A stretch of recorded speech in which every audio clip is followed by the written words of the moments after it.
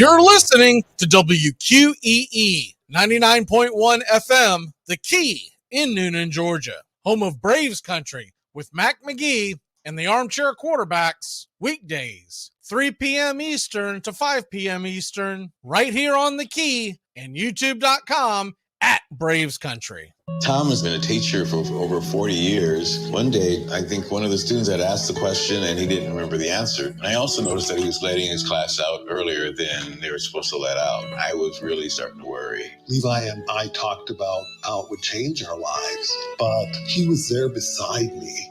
When something feels different, it could be Alzheimer's. Now is the time to talk. Visit alz.org/ourstories to learn more. A message from the Alzheimer's Association and the Ad Council. Hey folks, this is Mark White with The Mark White Show, and you can tune into The Mark White Show every Saturday from 11 a.m. to 12 p.m. right here on Rock 99 WQEE The Key, the home of Southern sports and talk. Are you looking for a reliable dental practice that not only cares about your teeth, but is friendly to work with? How about one that offers great deals and new patient promotions? Well, your search is over. Most Valuable Smiles in downtown Eatonton, Georgia is committed to giving you the biggest and brightest smile. Right now, get a $99 new patient special, including x-rays and exam. Maybe you're looking for veneers. Most Valuable Smiles veneer special includes one free veneer with every 5 purchased. Or get that bright white smile you've always wanted by taking advantage of an exclusive $100 off Zoom whitening treatment when you book today. And don't forget that 2022 is almost over. That means most insurance policies will reset by the new year, and to avoid losing that extra money, you need to use it or lose it. Book an appointment today with Most Valuable Smiles in downtown Eatonton to lock in these exclusive deals. Call 706-623-0318 or visit mostvaluablesmiles.com. Enjoy sun-drenched days, epic stays, and plenty of room to roam in Greater Fort Lauderdale. Our hotels, attractions, and restaurants have taken the Visit Lauderdale's Safe and Clean pledge so you can relax and explore with confidence. When you're ready for that well-deserved staycation, our 23 miles of golden beaches await. Find wide-open spaces to hike, bike, kayak, and paddleboard. Visit your favorite attractions, then dine out in style in dining rooms or al fresco on waterfront patios. Learn more at sunny.org. It all starts with just one thing. When recycling, rinse out jars and cans, and avoid recycling wax paper or paper soiled with food. This will reduce recycling contamination. Find tips and more at onethingus.com. What's your one thing? Hey sports fans, The Key has a brand new show. Braves Country is coming your way weekdays 3 p.m. Eastern to 5 p.m. Eastern. Drive time on WQEE. Braves Country is a Southern sports talk show with Mac McGee and the Armchair Quarterbacks. We'll be talking the Atlanta Braves and Major League Baseball, along with everything important to sports fans in Braves Country. The SEC, ACC, Big Ten, and the National Football League, and the big sports news of the day. That's Braves Country with Mac McGee and the Armchair Quarterbacks. Weekdays, 3 p.m. to 5 p.m. right here on WQEE The Key, 99.1 FM, and simulcasting on youtube.com/at Braves Country.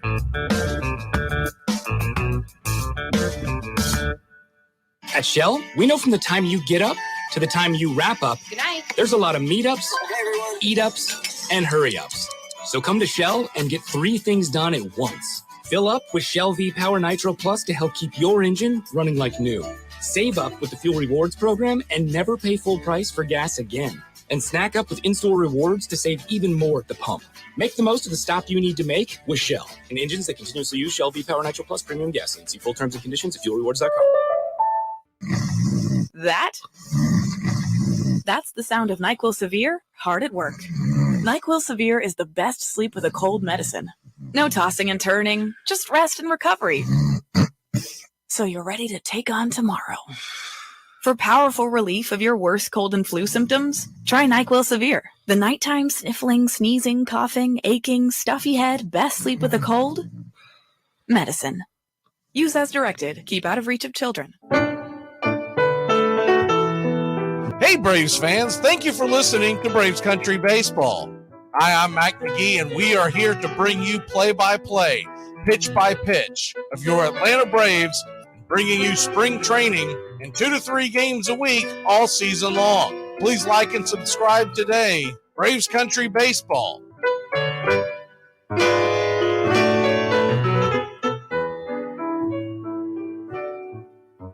Winter is the perfect time to start planning for your healthy, pest-free spring lawn with True Green, America's #1 lawn care company. True Green's science-based approach and local expertise will help give your lawn the year-round care it needs to be thick and weed-free. Go to truegreen.com. Just call 866-946-5956 or go to truegreen.com today and get a lawn to be proud of. Hey, sports fans, it's Rod Peterson here, host of The Rod Peterson Show, inviting you to join us daily for 2 hours of Atlanta's funnest sports talk right here on WQEE. I say fun because it is. You've never heard a show like it because we make the listeners a part of the show. Every day between noon and 2 p.m. Eastern, you'll hear plenty of the best sports talk, including the latest on the Falcons, the Braves, and more. And who knows, you might even hear you. That's the Rod Peterson Show, daily at noon, right here on WQEE 99.1 FM. It's the best in sports and entertainment, and get locked in and locked down with Rhino Radio Penitentiary, 7 a.m. to 10 a.m. with your host, me, Ryan O'Neill, each and every morning, right here with the best in sports and entertainment,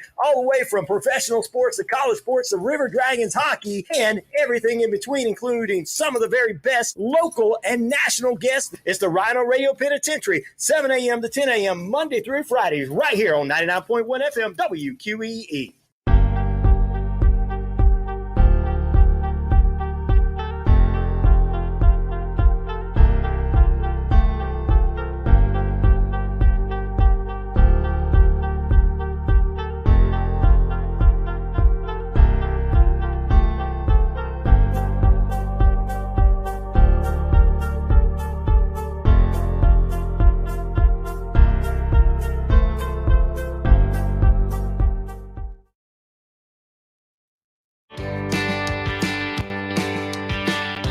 Hey, sports fans. Weekdays, 3 p.m. Eastern to 5 p.m. Eastern. Drive time on WQEE. Braves Country is a Southern sports talk show with Mac McGee and the Armchair Quarterback.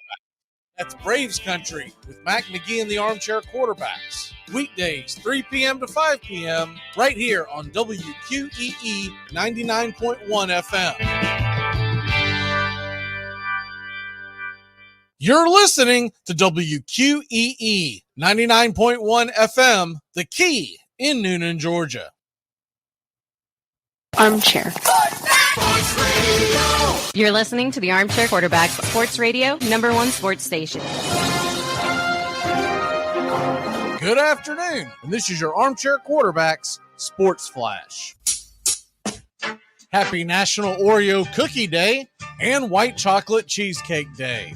That may be a perfect way for Calvin Ridley to celebrate, as the ex-Falcon wide receiver and current Jacksonville Jaguar has been fully reinstated to the National Football League. Ridley, who had been suspended indefinitely since March of 2022 for violating the NFL's gambling policy, is eligible to participate in all team activities effective immediately.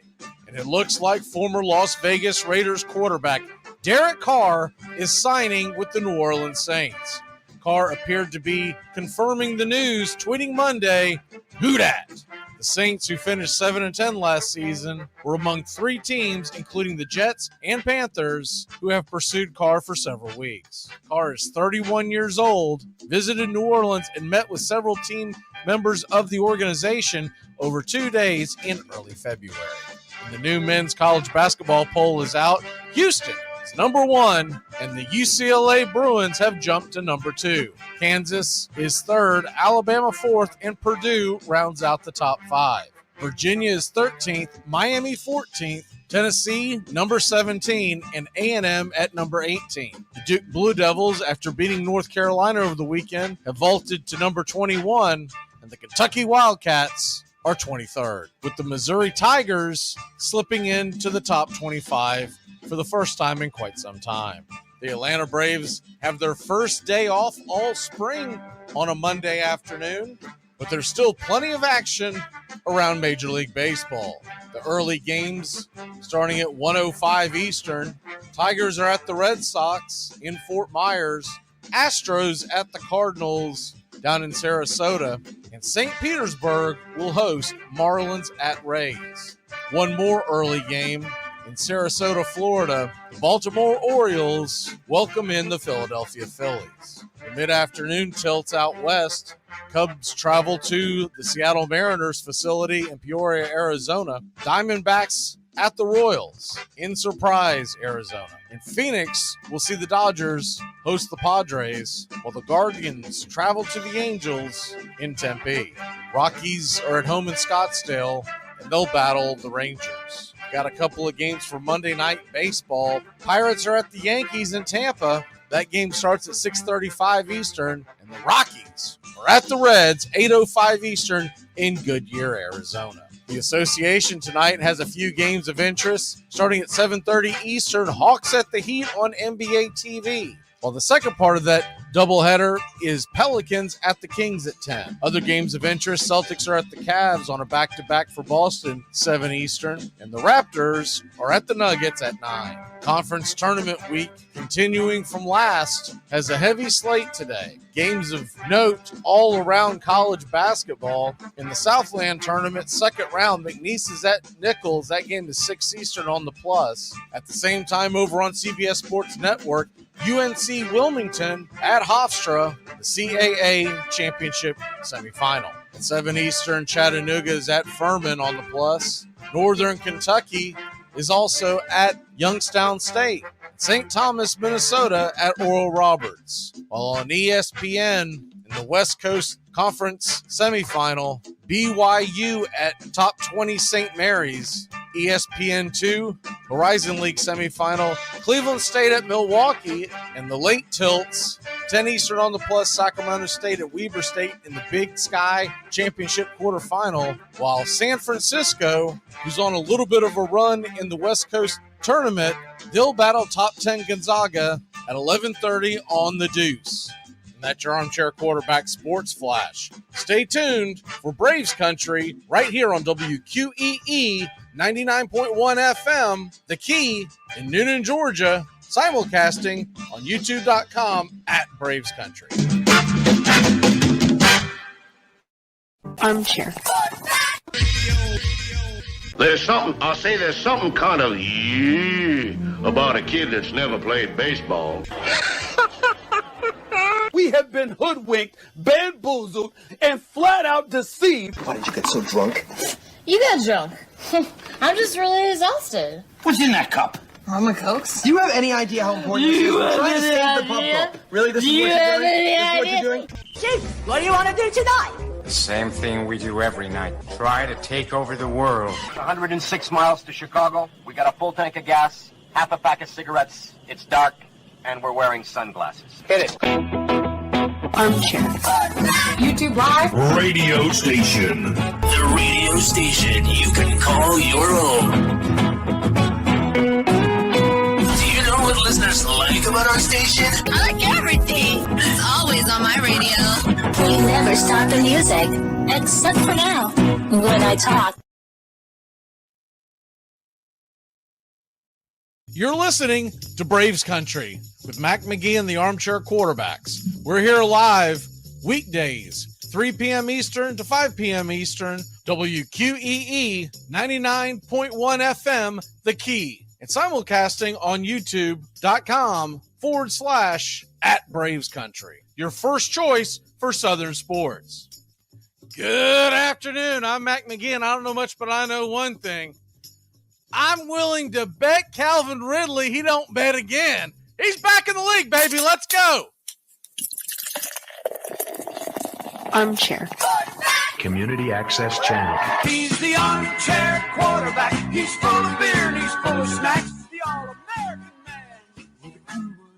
Yeah, the armchair. Hey, howdy, hi, and how the hell are you? I am doing fantastic as we're getting ready for a hell of a week, not just here, but around the globe in the world of sports. You've got March Madness. You've got the World Baseball Classic. You've got spring training. You got Calvin Ridley back in the National Football League. If you missed that, he was just reinstated by the National Football League about an hour or so ago. And they are ready to rock and roll in Jacksonville, adding a player of that caliber after making that run that they made in the playoffs last year. There's nothing but excitement in Duval. And then I saw the thing with Will Levis.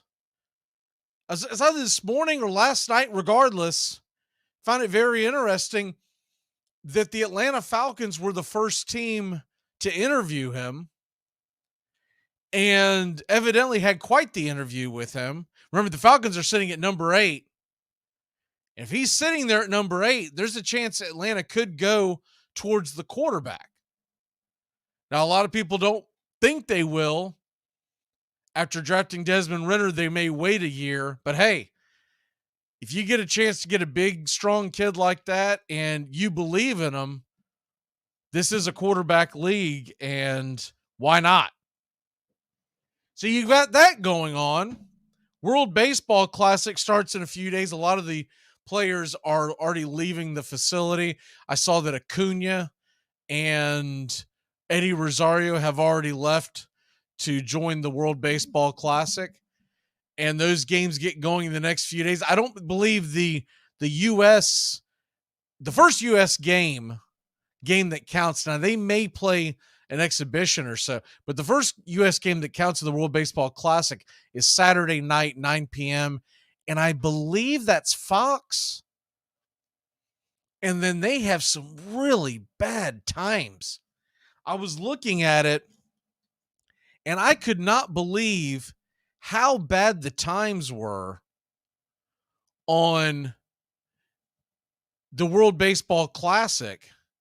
You're talking about, sorry, I didn't realize I still had that up on our screen. There's the scoreboard. Try to share that scoreboard when we jump on in the afternoons. The World Baseball Classic, most of the games that are being played by the United States are like 10 p.m. on, I believe FS1 has most of them. Like, who's in charge of this? I get that they're playing out in Arizona in the first round pool, but 10 p.m. Eastern? It's the United States. Put them on prime time, morons. Put them at 8 p.m. What the heck are we doing? 9 at the very, very latest. And remember something about the World Baseball Classic. They're not going to have all these rules that have been implemented into Major League Baseball. So you're not going to have a pitch clock. You're not going to have the shift band, et cetera, et cetera, et cetera. The games are going to take longer. So you start those games at 10 p.m. Eastern, you'll be lucky to get to bed at 1:30. And I was thinking about doing some games right here on Braves Country HD. When I saw the starting times, I was like, there's just no way. I can't do a game at 10 and then I have to be at my morning job. I have to be up and at 'em by about 6:30. There's just no way. So that is out the door. If one falls in my lap and I have a chance to do it, I will do one because I'm excited about it. Going to talk to Teamus about it. Teamus, by the way, does not like it. And I know why. He says he's going to say why he doesn't like it. We haven't got into it yet, but we're kind of texting back and forth. And I do understand the people that don't like it. But I, for one, am a little excited about it, especially after the U.S. just winning it last time. And then, of course, the National Football League, all kinds of moves are flying off the board. If you missed it, just a little while ago, Derek Carr signed a 4-year, $150 million deal. He's headed to Nolans. He's going to be an Orleans Saint. Bud Dupree was cut by the Tennessee Titans, saving $9.5 million off the cap. Tony Pollard moved some of his money to where it's basically all became a signing bonus. Going to read some of this stuff off to you real quick as it was coming in hot and heavy as I was getting ready for the show. In case you missed it, Major League Baseball, Mike Moustakas signed a minor league deal with the Rockies. Now, that could be interesting. If he get back to his old form, Mike Moustakas, someone that can put a charge into the ball. Brad Hand signed a 1-year, $2 million contract with the Rockies as well. Trevor Rosenthal over the weekend signed with the Detroit Tigers. It's a minor league contract. Will Smith, remember our old buddy Will Smith, the pitcher? He signed a 1-year deal with the Rangers. I swear the Rangers are just taking all of our retread. I don't want to say our garbage, but all of our recyclables, and they are trying to build a baseball team over there in Texas. Rich Rod, remember Rich Rod? He signed with the Marlins. Speaking of a guy that did not make it in Atlanta. And talked about the Derek Carr, the Tony Pollard. I'm sorry, Tony Pollard was offered the franchise tag. I had that backwards in my head. Bud Dupree was released, and it was Taysom Hill that converted his money into a signing bonus, essentially. I think 7 of the $8 million is going to the signing bonus. And there was someone else that did that for New Orleans. Who was it? Demario Davis, inside linebacker, converted $7 million of his salary into a signing bonus, clearing 5.6. So all these things were being done, and you could read the tea leaves that Mr. Carr was on his way. Okay, we're going to take a really quick break. When we come back, the Sarge is with us. We're going to talk some Major League Baseball, by God. His Boston Red Sox are actually playing right now, and they're beating the Tigers 7-1. We'll be back in a flash here on Braves Country and Braves Country HD, wherever you stream. We've got Braves baseball tomorrow night right here on Braves Country. Tuesday, March 7th, 6:05 Eastern, first pitch. Braves Country is bringing you Atlanta Braves, Boston Red Sox, pitch by pitch, inning by inning, from Northport, Florida, at Cool Today Park. Red Sox versus Braves broadcast will begin 6 Eastern, first pitch delivered by 6:05. Catch all the action right here. Make sure to like and subscribe. Braves Country HD, youtube.com/@Braves Country for Atlanta Braves baseball all year long. It's the best in sports and entertainment, and get locked in and locked down with Rhino Radio Penitentiary, 7 a.m. to 10 a.m. with your host, me, Ryan O'Neill, each and every morning, right here with the best in sports and entertainment, all the way from professional sports to college sports to River Dragons hockey and everything in between, including some of the very best local and national guests. It's the Rhino Radio Penitentiary, 7 a.m. to 10 a.m. Monday through Fridays, right here on 99.1 FM WQEE. Enjoy sun-drenched days, epic stays, and plenty of room to roam in Greater Fort Lauderdale. Our hotels, attractions, and restaurants have taken the Visit Lauderdale's Safe and Clean pledge, so you can relax and explore with confidence. When you're ready for that well-deserved staycation, our 23 miles of golden beaches await. Find wide-open spaces to hike, bike, kayak, and paddleboard. Visit your favorite attractions, then dine out in style in dining rooms or al fresco on waterfront patios. Learn more at sunny.org. We live in a world now that welcomes and nurtures the screwball in all of us. Hey, it's a new decade, people. Time to get a little nutty. Treat yourself to Screwball Peanut Butter Whiskey, a smooth flavor that combines two of America's favorites, peanut butter and American whiskey. So no more social awkwardness. Time to embrace who you truly are. Get out there and make friends. And be sure it starts with Screwball Peanut Butter Whiskey. It's available nearly everywhere. Learn more at screwballwhiskey.com. Infinium Spirits. Please enjoy responsibly. I'm the dude. So that's what you call me, you know, that or his dudeness or duder or, you know, El Duderino if you're not into the whole brevity thing.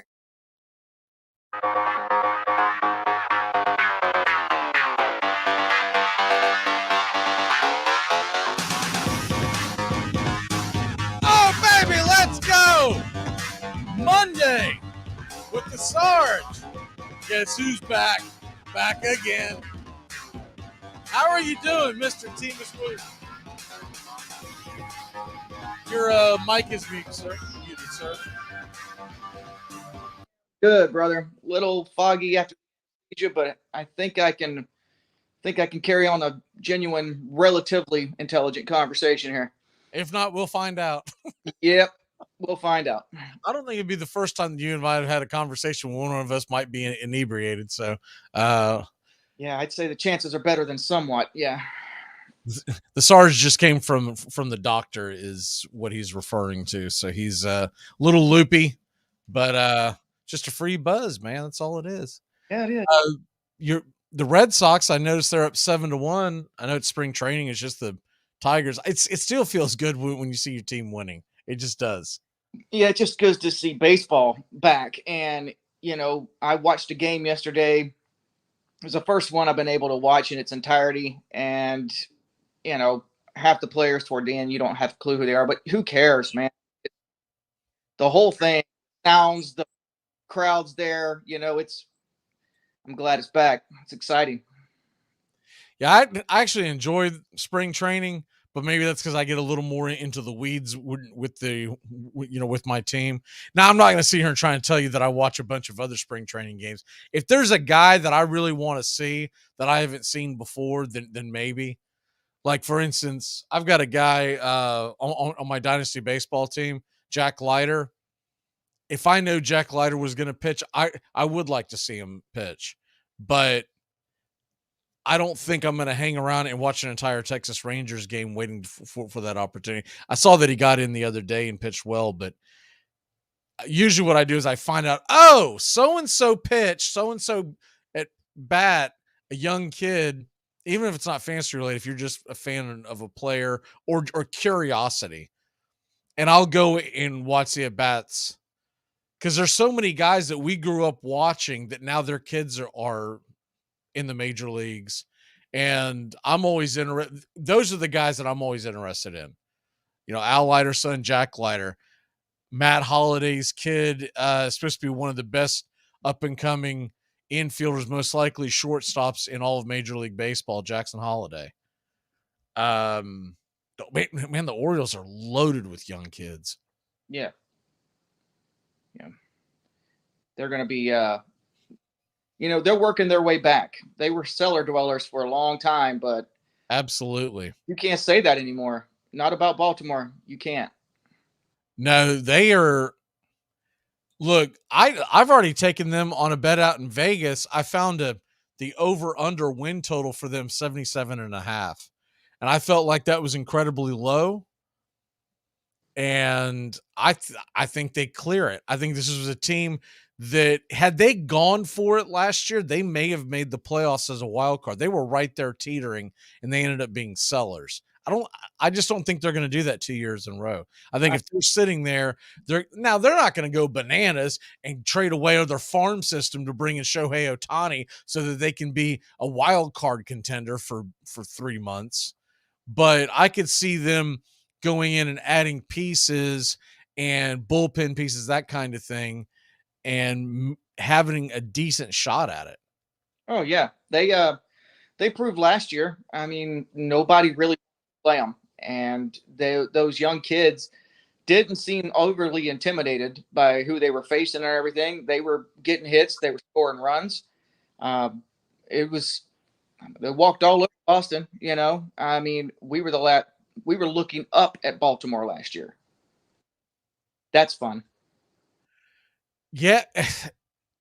Right now, the Bakota standings has Boston above Baltimore. I wouldn't take that bet. Me neither. Not right now.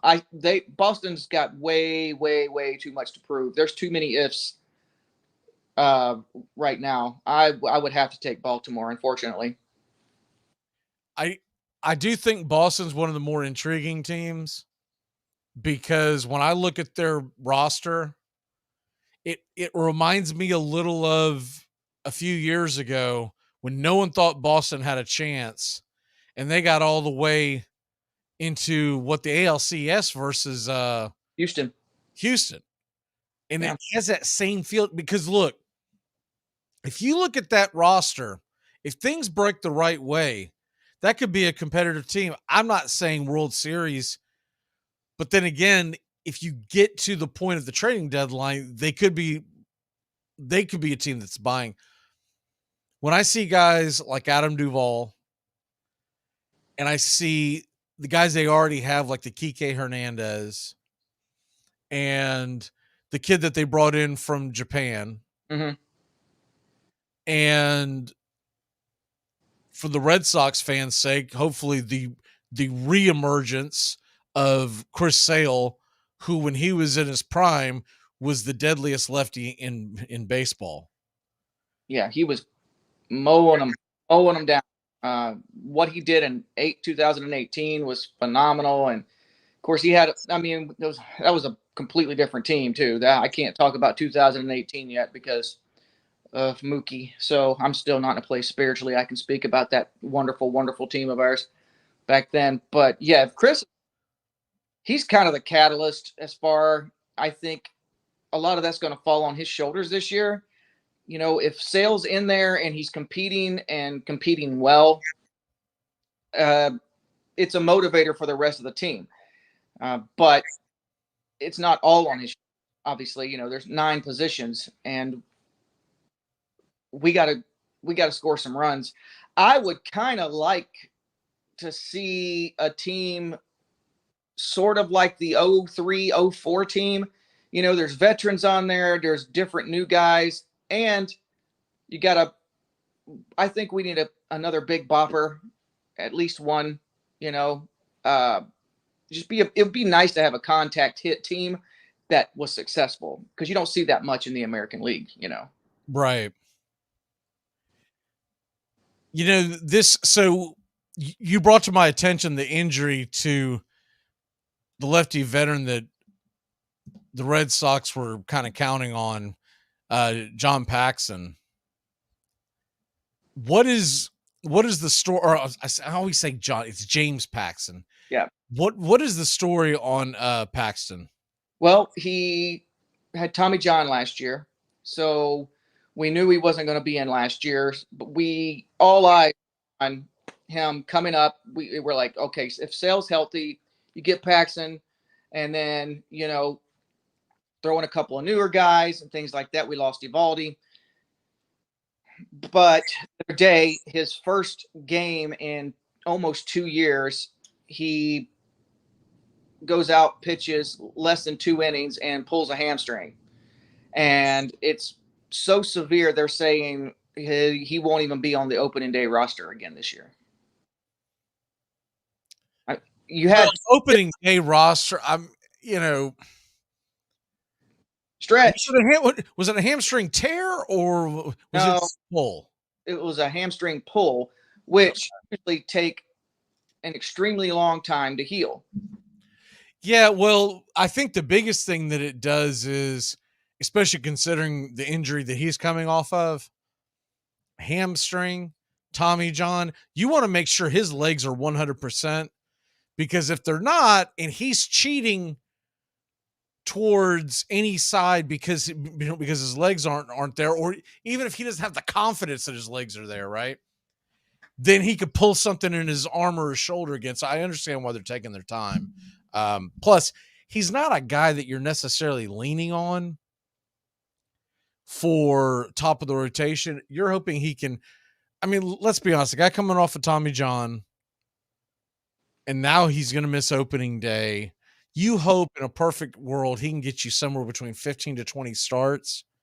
And if he can do that at a decent clip, we're saying, you know, a respectable 4 ERA in today's game. Mm-hmm. That would exceed expectations in my book. I think that's kind of what we were hoping for. I mean, we knew he wasn't going to come out and be, you know, Doc Gooden or something. We were hoping, though, a good number 3 or 4 guy, or at least play. But I don't know, man. Guy is snake bit when it comes to injuries. Yeah, he's been, you know, until you sent it to me, I had totally forgotten about the Red Sox signing him, because he's been, I mean, if you would have asked me late on a Friday night what happened to James Paxton, I'd be like, didn't he retire? Like I just haven't seen him. But it's kind of similar to what's going on with Soroka for the Braves, because Soroka had a hamstring. I believe his was just tightness, and it pushed back his original throwing program going into spring training. Now he's back to it. They're hoping that he can still make obviously he's not our opening day starter, but like the opening week-ish rotation, but he's got to get things going because you got to build it up. And if not, I've been thinking all along anyways that he's going to start off the year in the minors. I mean, this kid hasn't played realistically since 2019. 2020, he tore his Achilles in like the second or third start in that shortened season. Then he tried to come back, I guess too early in 21, and they crapped that out. They said, okay, we're going to have another surgery. Let's go and bring you back. And then basically feels like, it was like Groundhog Day. Here we go again. They just shut him down again. So he hasn't gotten on the field, and he talked about right before he hurt his hamstring how great it is to be healthy for the first time in 2019. And I'm telling you, teams, it was like 72 hours after I read that. Soroka's being shut down for a little bit because he hurt his hammy. I'm like, of course he did, because you jinxed it, buddy. That's how that goes down. I just have they're professional ball players, and they have doctor staffs, physical therapists, massage therapists, all these people on hand. How are they still pulling muscles in the second week of spring training? The hamstring is the weird one for me, because I'm with you. You would think that you would, especially when you've gone through an injury like that. If it was some guy who's never hurt and so he probably thinks he's made of steel, like a Max Scherzer or Bogart, right? Yeah, that doesn't really get injured. Yeah, right. I'm talking about from a pitcher standpoint. If it's an older pitcher who's never really been hurt that much and he hurt his hamstring, I'd be like, that dude didn't stretch. Yeah. But Paxton, especially because he's a veteran coming off of Tommy John, that's a head scratcher. Soroka, his supposedly was tightness. And I'm telling you what that was. At the end of the day, when it's all said and done, what that was you feel something? No. Let's shut her down. We're not pushing you. It's February, my guy. We're not doing this again. There were all kinds of red flags going up. We have done this. We have done this 3 years in a row. We're not doing this again. So until you're ready. And so now really what it comes down to at this point, it's on the athlete, right?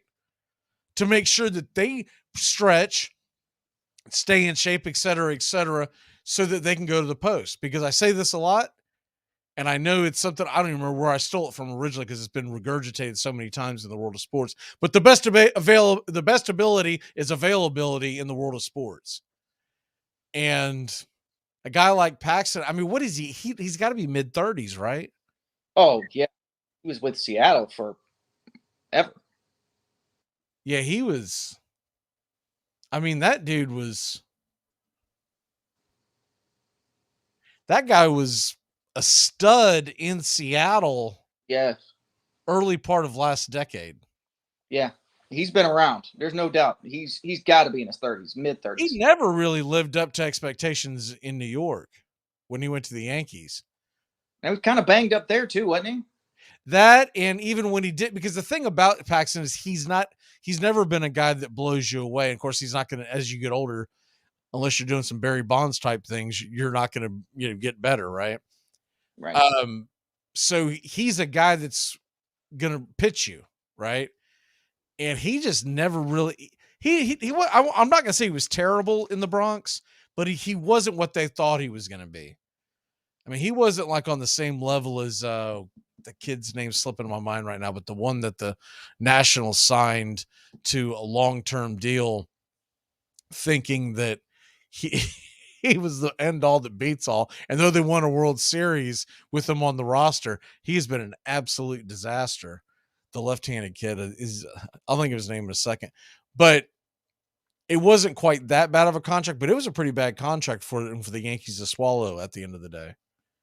Yeah, I mean, and a lot of those guys, they come over from the West Coast into the AL East, and it's not the same as what they're used to. They Yeah, well, pitching in Seattle, which at the time was a pitcher's park.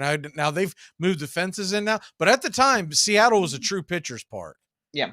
You go from there to the Bronx with that short porch. And oh, by the way, I know it's changed this year, but at the time, you were playing about 10 road games in Fenway, right?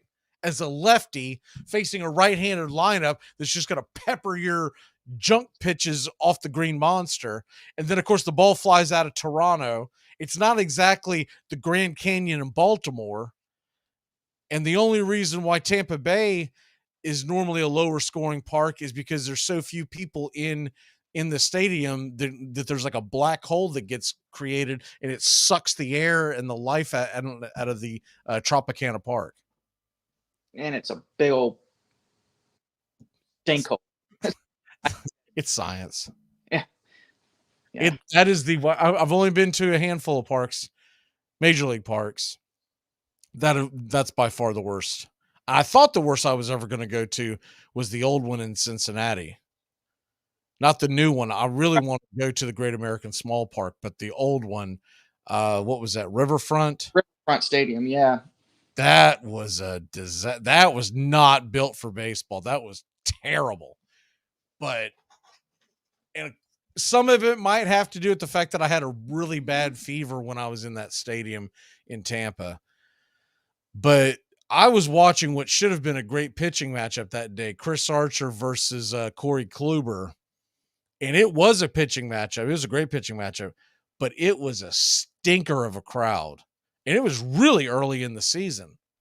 It was right after we got married, and me and my wife got married 2016.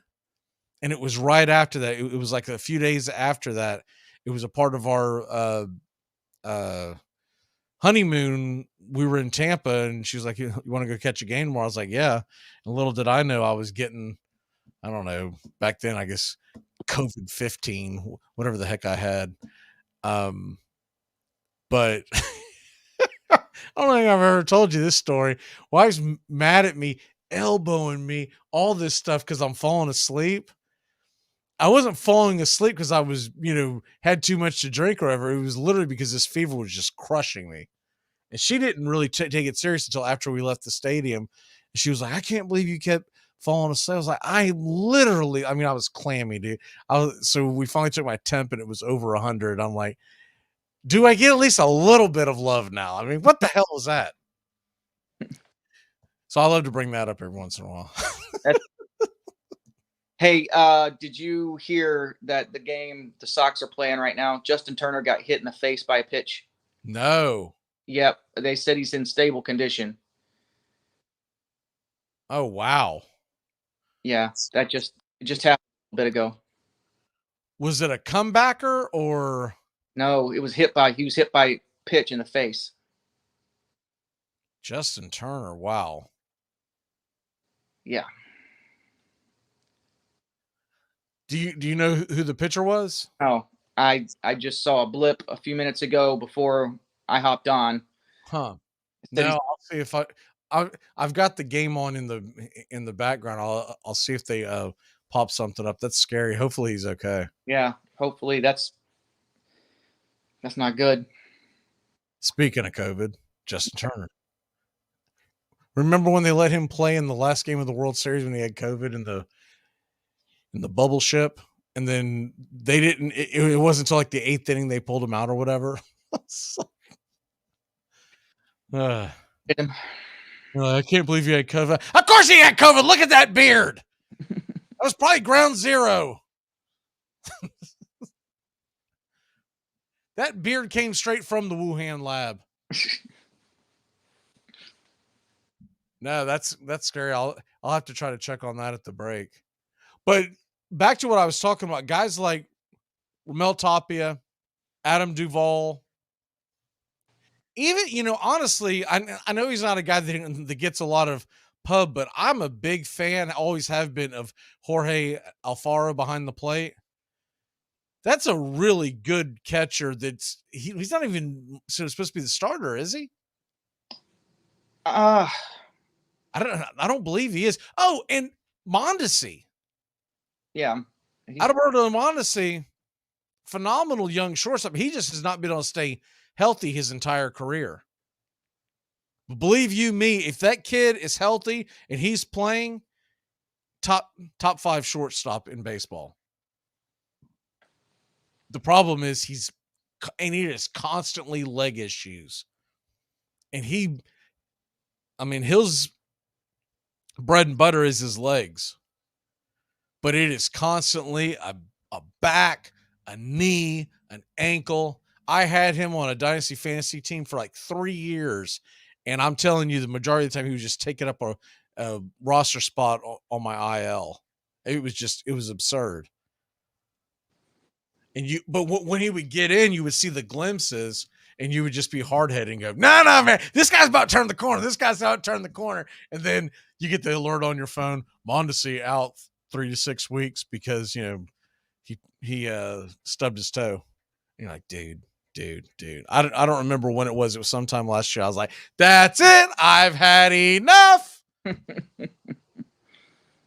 And then he leaves Kansas City to go to Boston. Like, man, all this whole time that he was in Kansas City, if he would have been in Boston, I might have even kept him. Because not that Boston's some juggernaut now offensively, but that stadium, Mondesi can play in that stadium. Let's take a real quick break. We're going to take a check on that Justin Turner injury. That's some scary stuff. And when we come back, we're going to talk the World Baseball Classic. A couple other things. We got an update on Mike Clevenger and the Mets. One of their big free agents, he's hurt. We'll be back in a flash here on Braves Country and Braves Country HD, wherever you stream. Look at me, 92. Come on, at the roll at your age, whoopee must be down to a handshake, huh? Yep, before and after. Hey, sports fans, Braves Country is coming your way weekdays 3 p.m. Eastern to 5 p.m. Eastern. Drive time on WQEE. Braves Country is a Southern sports talk show with Mac McGee and the Armchair Quarterbacks. We'll be talking the Atlanta Braves and Major League Baseball, along with everything important to sports fans in Braves Country. The SEC, ACC, Big Ten, and the National Football League, and the big sports news of the day. That's Braves Country with Mac McGee and the Armchair Quarterbacks. Weekdays, 3 p.m. to 5 p.m. right here on WQEE, The Key, 99.1 FM, and simulcasting on youtube.com/@Braves Country.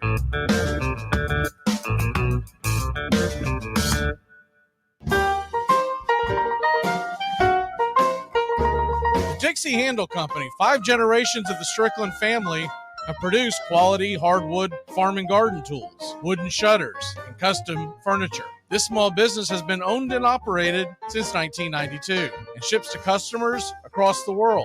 If you're looking for the highest quality tool handles, Dixie Handle Company is your place. Every item is hand-picked to your specifications. If it's made of wood, they do it. Call now, 931-722-3395. That's 931-722-3395. Or go online to DixieHandle.com. The Dixie Handle Company. Welcome to Craftsmanship, a proud sponsor of Braves Country Baseball.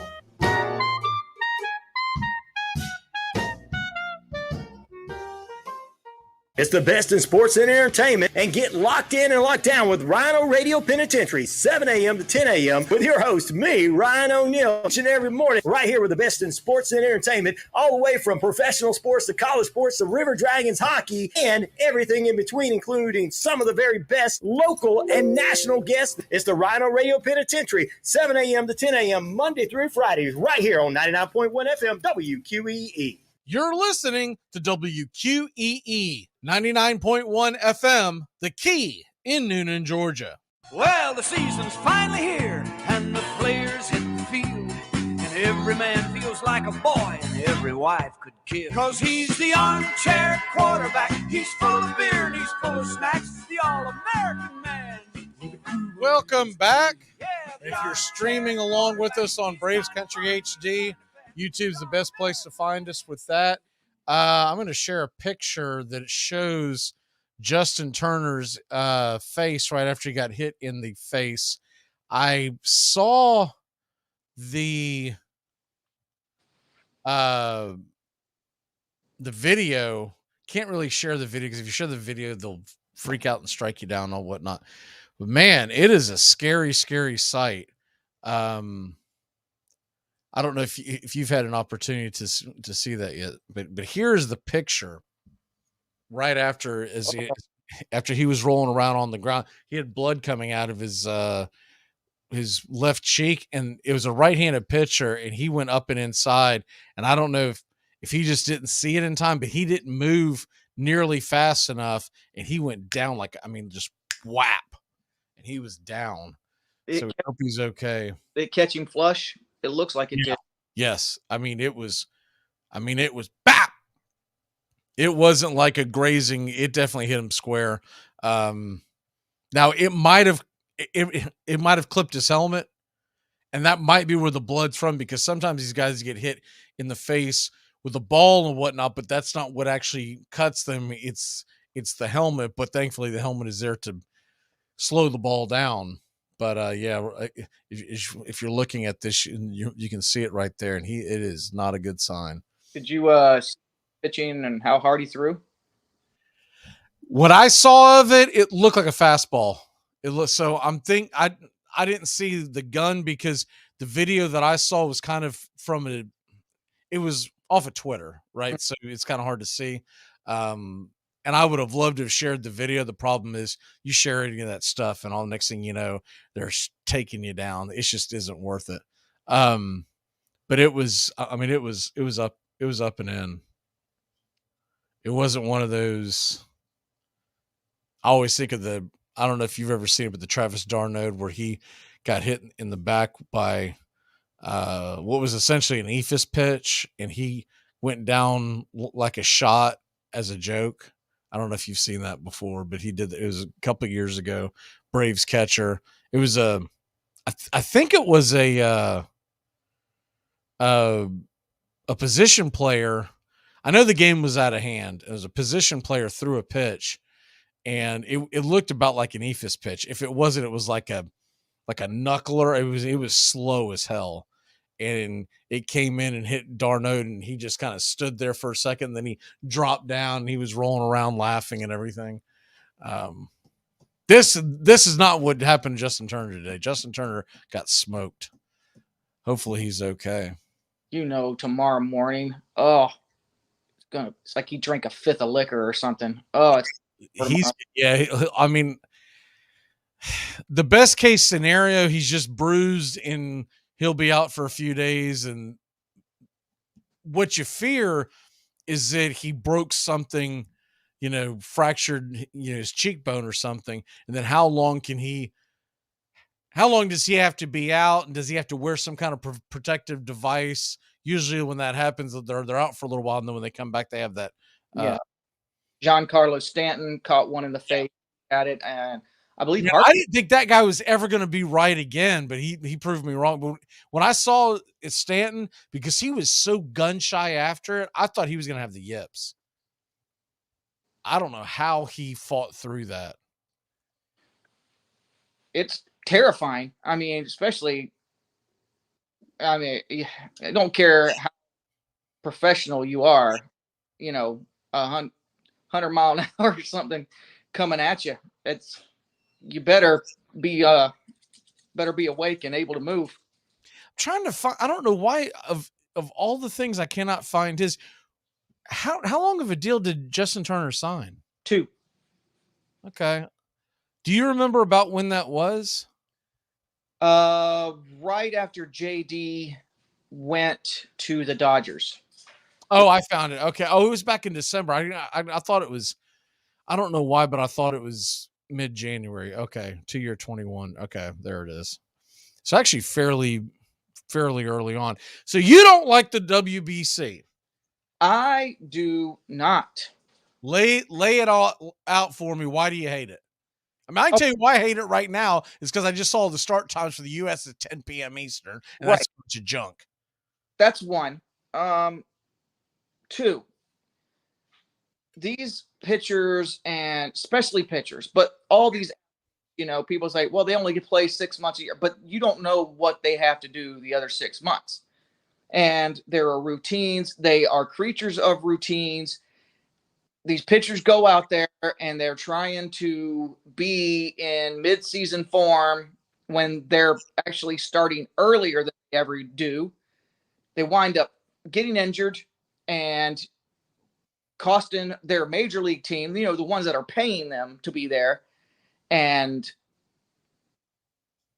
it to me, it's always forced to me because, like, you got,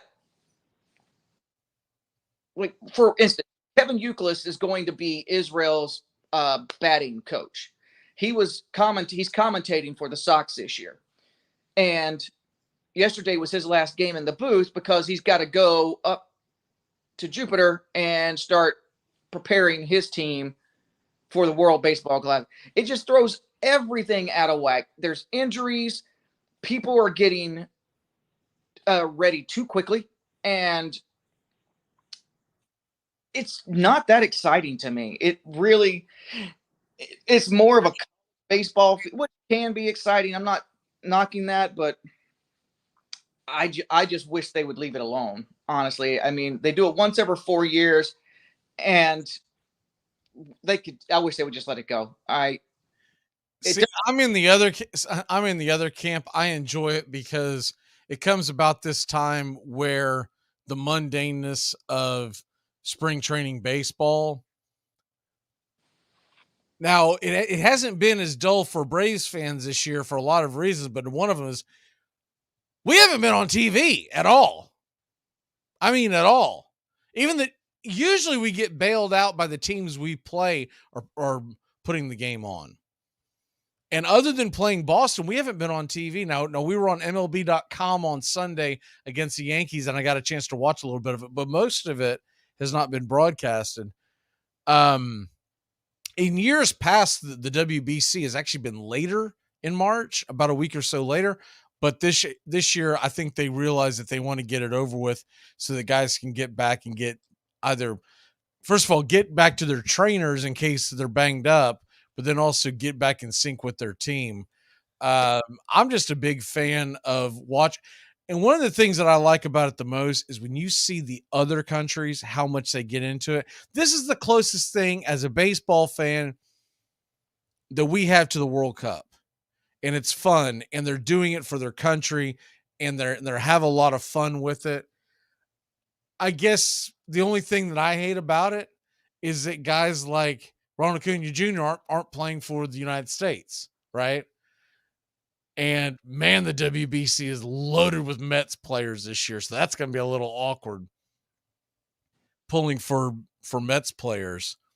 But it's at that point you kind of lift that off and say, hey, these guys are playing for America for the next, hopefully in a perfect scenario, about 3 weeks.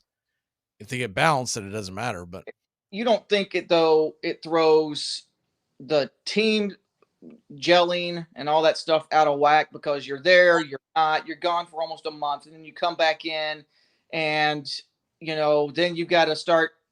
And the rules aren't the same for the WBC as they are in the majors. And I don't know. Well, they had been the same rules until this year when all the goofy rule changes came into play, right? So that's why you're dealing with that. I see the question from Lane. He's got a few questions he's hitting us with. First of all, how do you feel about the Mets? With the New York Mets, I don't think they got better. I think at best they stayed where they were. They didn't add anything to their offense, and a lot of that had to do with the fact that the deal fell through with Carlos Correa. But I think that offense is still going to struggle to score. They're going to have good starting pitching as long as they're healthy. But when Justin Verlander and Max Scherzer are your guys and they combine for an age of 80, what is that going to look like late in the summer? So that's my biggest concern if I'm a Mets fan. The Kodai Senga coming over, okay, we all know that he's supposed to be really good, but you don't know how that's going to translate when he comes over to MLB. And Carlos Carrasco has already been a little up and down this spring, and then Quintana's already injured. Jose Quintana had side injury. They're supposed to be getting an MRI looked at him today, and there's supposed to be more on it by tomorrow.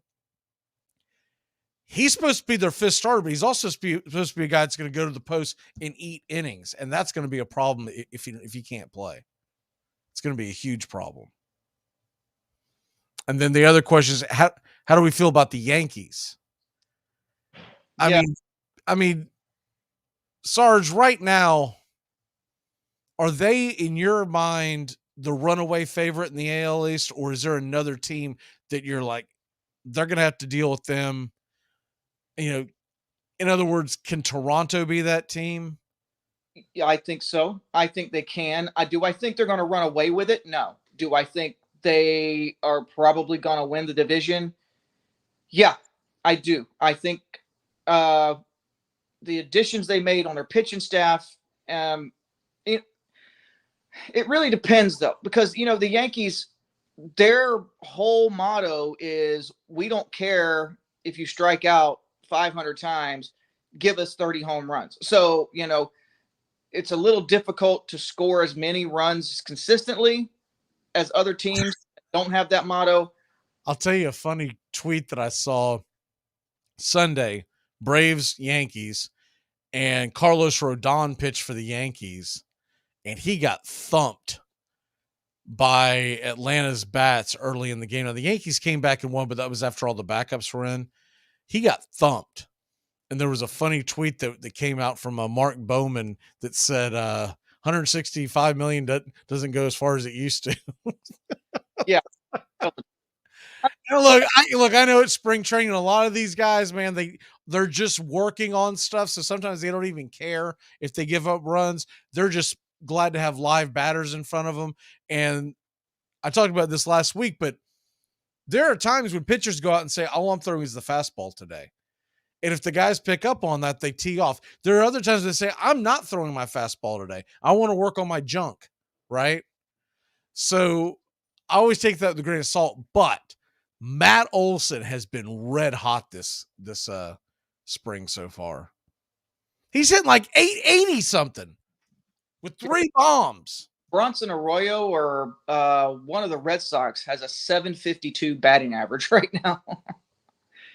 I can't remember which one it is, but they announced it yesterday because Kluber pitched yesterday, and he even said afterwards, he's like, it wasn't the outing I wanted, but I went out there intentionally to work on certain pitches. I didn't treat it as, quote, end quote, a game time situation.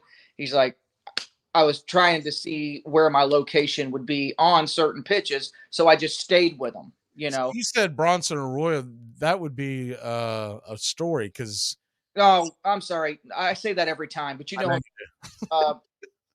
Christian Arroyo. Right. Yeah. I say Bronson. Bronson Arroyo was the pitcher with the blonde dreads that was about 122 pounds soaking wet. Yep. He's the one that hit A-Rod when Veritek and A-Rod got in the fight. Yeah. God, has that been that long? Yeah. 04, yeah. I don't think he's hitting 752, but I think it was Christian Arroyo that's hitting 752 right now, but going away, so it doesn't matter. He's going to the stupid WBC now, so. Lane's other question is about can the Mets sign Zach Britton? I'm a little surprised Zach Britton hasn't been signed. Me too. I mean, that guy's a stud. And the only thing I can think of is he just asking for too long of a contract? Because there's no way someone's not giving him an opportunity on a 1-year deal. I mean, when Trevor Rosenthal is getting a deal, there's no way that Zach Britton shouldn't be getting a deal.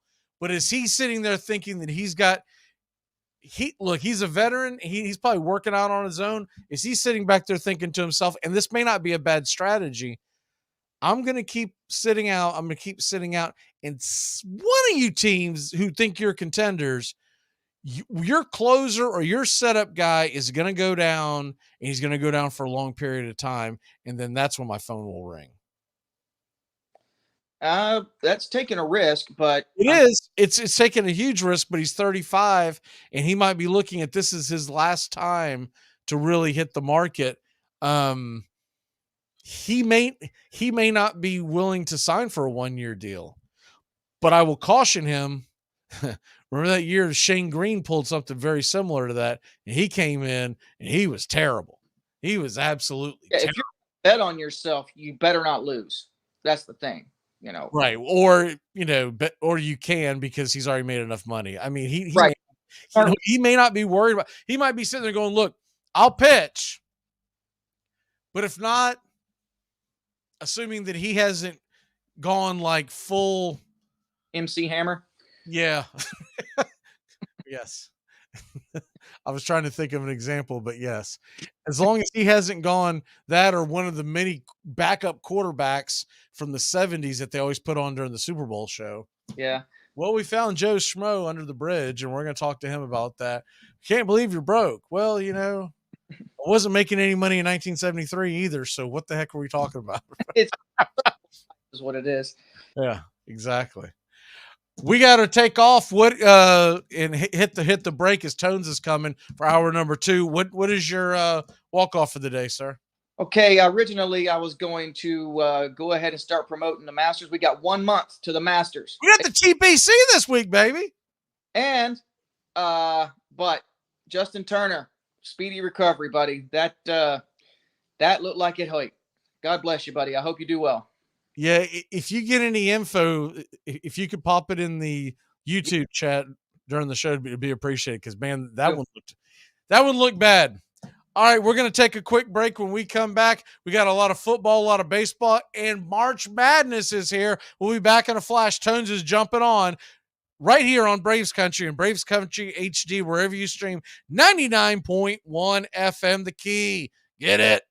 It's the best in sports and entertainment, and get locked in and locked down with Rhino Radio Penitentiary, 7 a.m. to 10 a.m. with your host, me, Ryan O'Neill, each and every morning, right here with the best in sports and entertainment, all the way from professional sports to college sports to River Dragons hockey and everything in between, including some of the very best local and national guests. It's the Rhino Radio Penitentiary, 7 a.m. to 10 a.m. Monday through Friday, right here on 99.1 FM WQEE.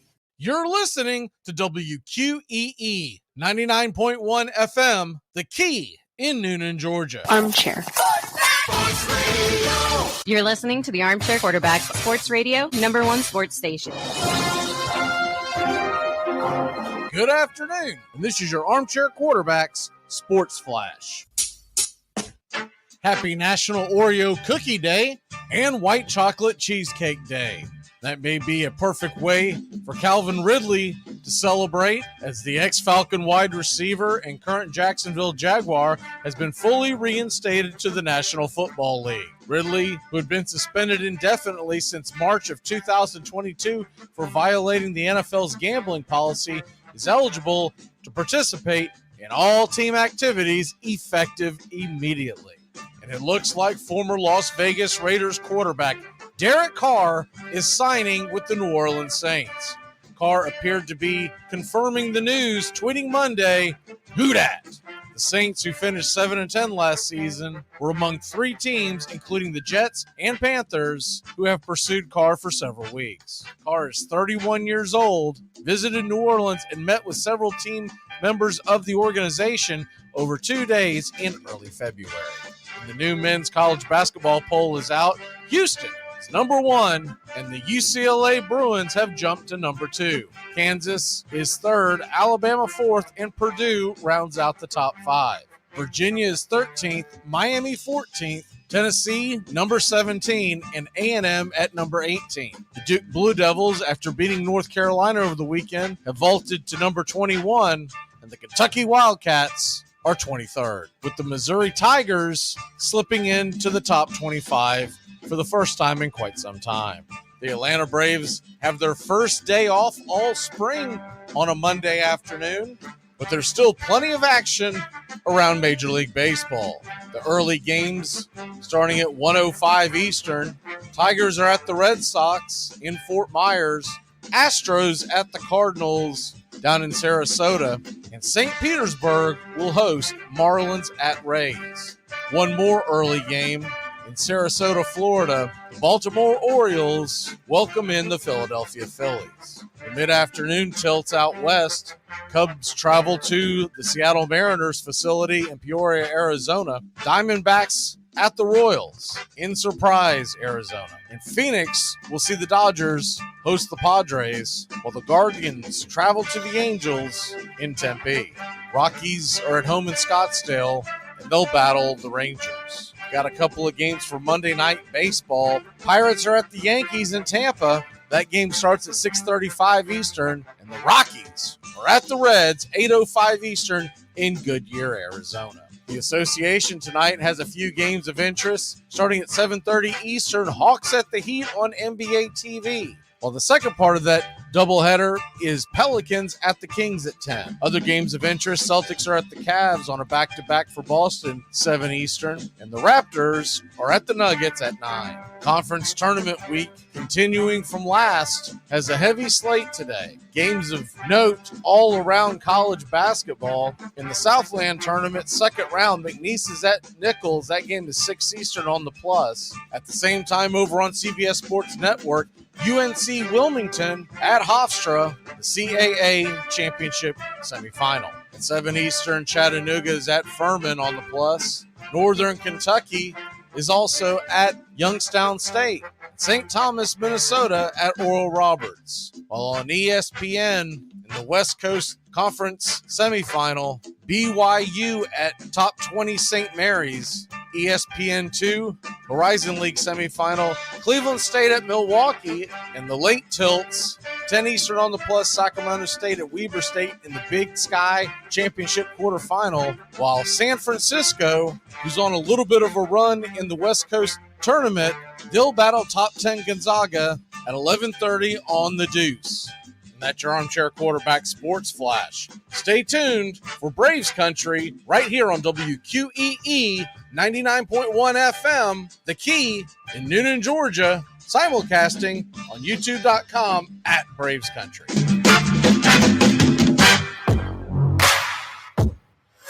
Tuesday, March 7th, 6:05 Eastern, first pitch. Braves Country is bringing you Atlanta Braves, Boston Red Sox, pitch by pitch, inning by inning, from Northport, Florida at Cool Today Park. Red Sox versus Braves broadcast will begin 6 Eastern, first pitch delivered by 6:05. Catch all the action right here. Make sure to like and subscribe. Braves Country HD, youtube.com/@Braves Country for Atlanta Braves baseball all year long.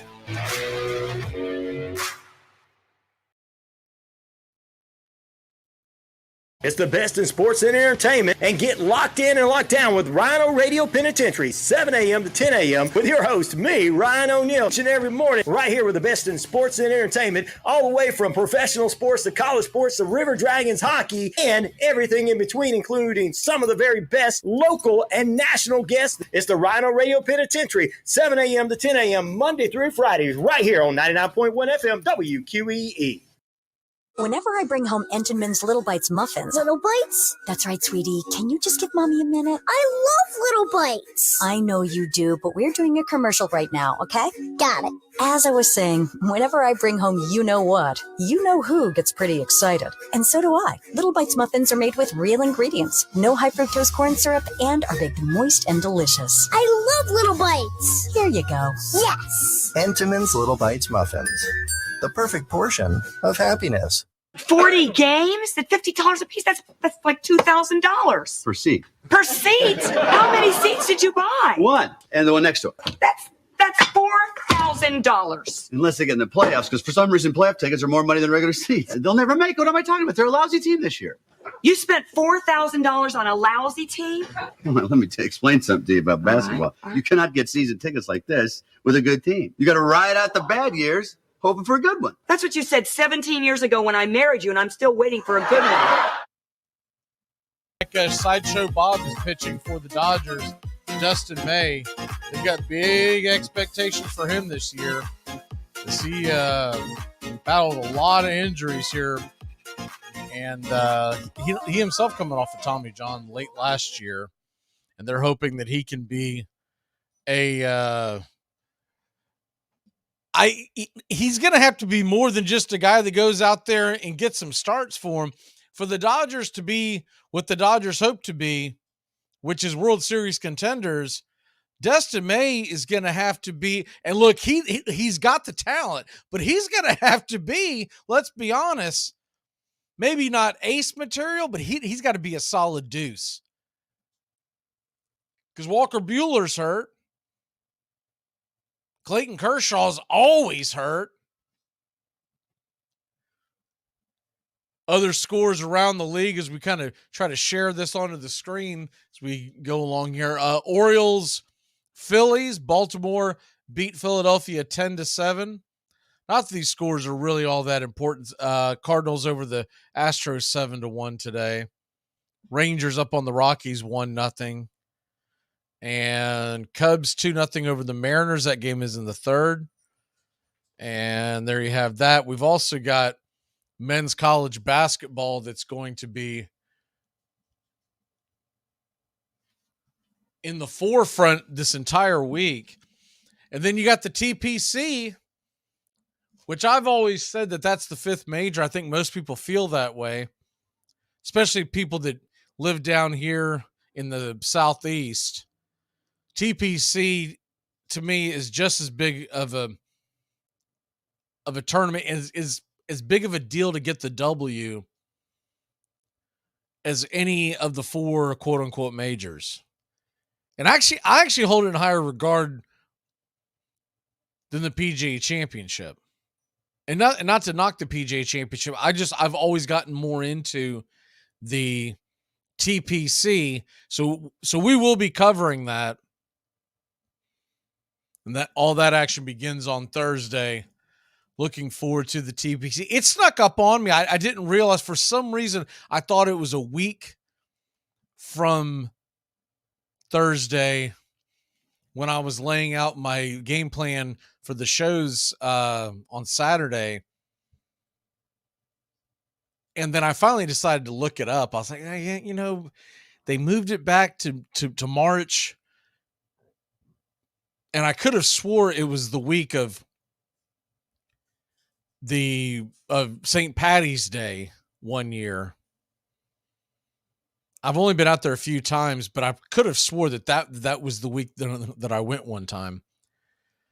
And St. Patty's Day is next Friday, so for some reason that I had that in my head. But I think I do know that it went up against March Madness once.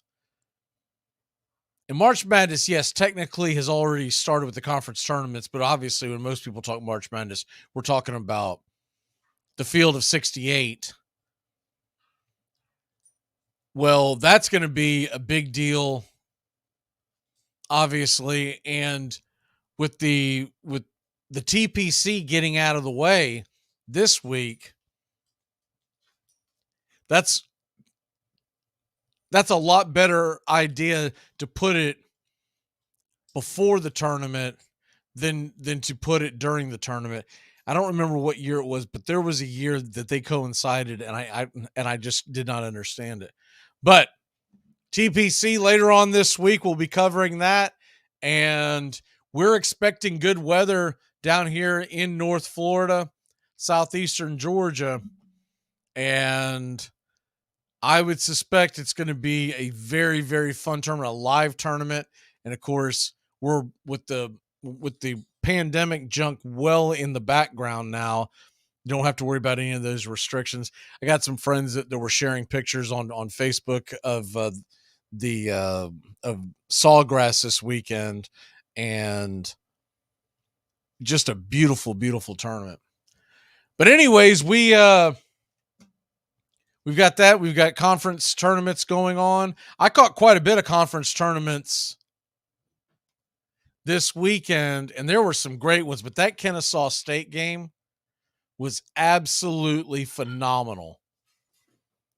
It was absolutely phenomenal. the ending, just the entire game. I was locked into that. And I'm telling you, Kennesaw State is going to put a scare into somebody. Nobody wants to see them in their bracket. Nobody's going to want to see Kennesaw State in their bracket. Now, I don't know where they'll fit as far as what seeding. I haven't seen that projection. My guess is somewhere around a 13 seed. Maybe even a 12. It could be as low as a 14. I don't think they're 15, 16 line. At least they shouldn't be. They should be getting much more respect than that. But I've been following that team 2-3 months now. I've been following more and more smaller college basketball than I ever have and really enjoy it. And it's fun. And honestly, the jockey that we had on the show had a little something to do with it, but the main thing that had to do with it is that I don't have really anyone to pull for in college basketball. And I don't even have a villain to pull for in college basketball. Not this year. Usually, if the University of Florida is really good, I'm at least pulling against them. They're terrible. Florida State's terrible. I couldn't even jump on like a Georgia bandwagon because the Bulldogs and the Yellow Jackets are terrible. But Kennesaw State caught my eye. I was like, I'm going to start watching this. Because I laid a little on one of their games. I don't even remember when it was. It was late December, early January. And they covered, and I've been following them ever since. And they are a fun team to watch. Did you see this story? Ian Rappaport is in trouble with the NFL. Now they're not going to talk about it, but he's in trouble with the National Football League. And it's a minor trouble, but it's still interesting. Over the weekend, Ian Rappaport sent out a tweet, and I know I'm going to butcher this young man's name, but Richard Garage, I'm not 100% sure how he pronounces it, offensive tackle, University of Florida, was at the combine, and he was doing different workouts. I believe that was Saturday. I could be wrong on this. That might have been Friday. But anyways, point is, he was doing it, we'll just say Saturday. And the next day, he was supposed to do other workouts. And he woke up and he had swollen ankles and told them he wasn't going to be able to do it because he had injured himself.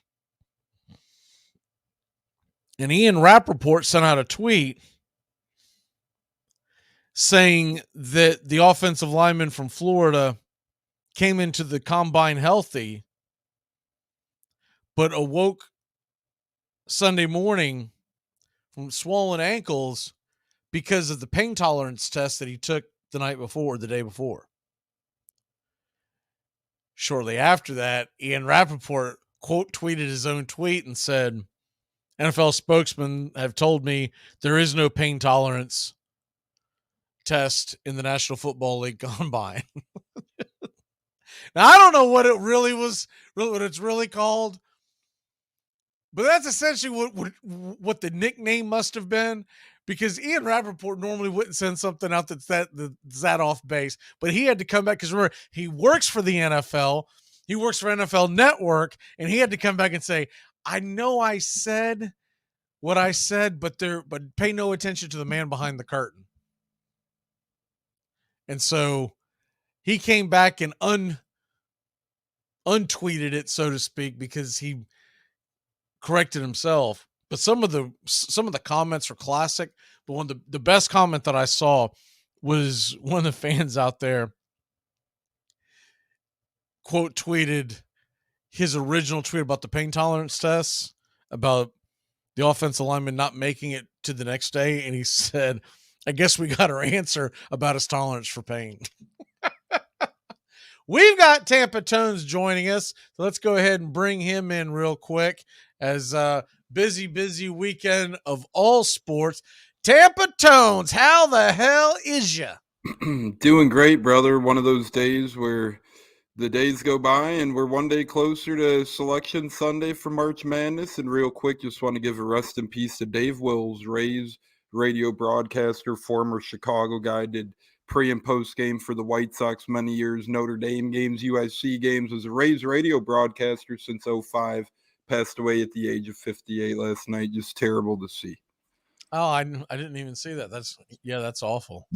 Yeah, out of nowhere too. He was fine, and he announced the spring training game Saturday, and then yesterday they got the news that he passed away at 58, doing Rays games since 05, him and Andy Freed together in the radio booth. So it shook up the world of the Tampa Bay Rays. They didn't even do a radio broadcast yesterday or today because they're trying to figure out how to deal with such a loss.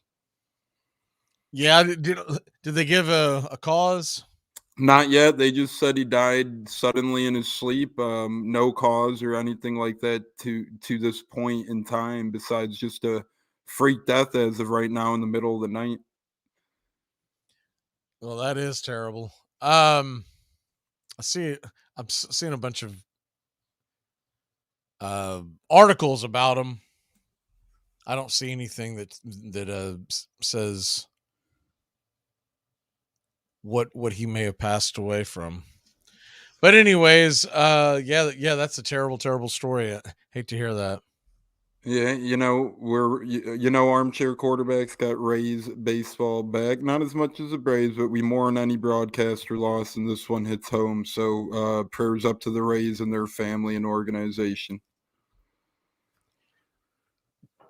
So what did you watch the most of this weekend? In entirety, in terms of number of games, college basketball by far. But let me tell you, I watched 2 compact pay-per-views start to finish, Saturday UFC, Sunday wrestling, AEW. Those were nice, but college basketball took my heart home this weekend, I will say. I watched a lot of college basketball. I did watch a little college baseball. And I checked out Atlanta's spring training game yesterday. But you can only tune into most of that stuff for so. Is Jason Hayward a Dodger? Yep, he signed a minor league contract with them. I thought that was him. He just hit one into center field, and his swing is like no other. And I was like, that's got to be Hayward. Yeah, only one guy has a swing like him. By the way, I know this is spring training, doesn't realistically matter, but the Dodgers have a no-hitter going into the 6th. Ooh, the Cubs threw one on Friday night, a combined one. Oh, did they?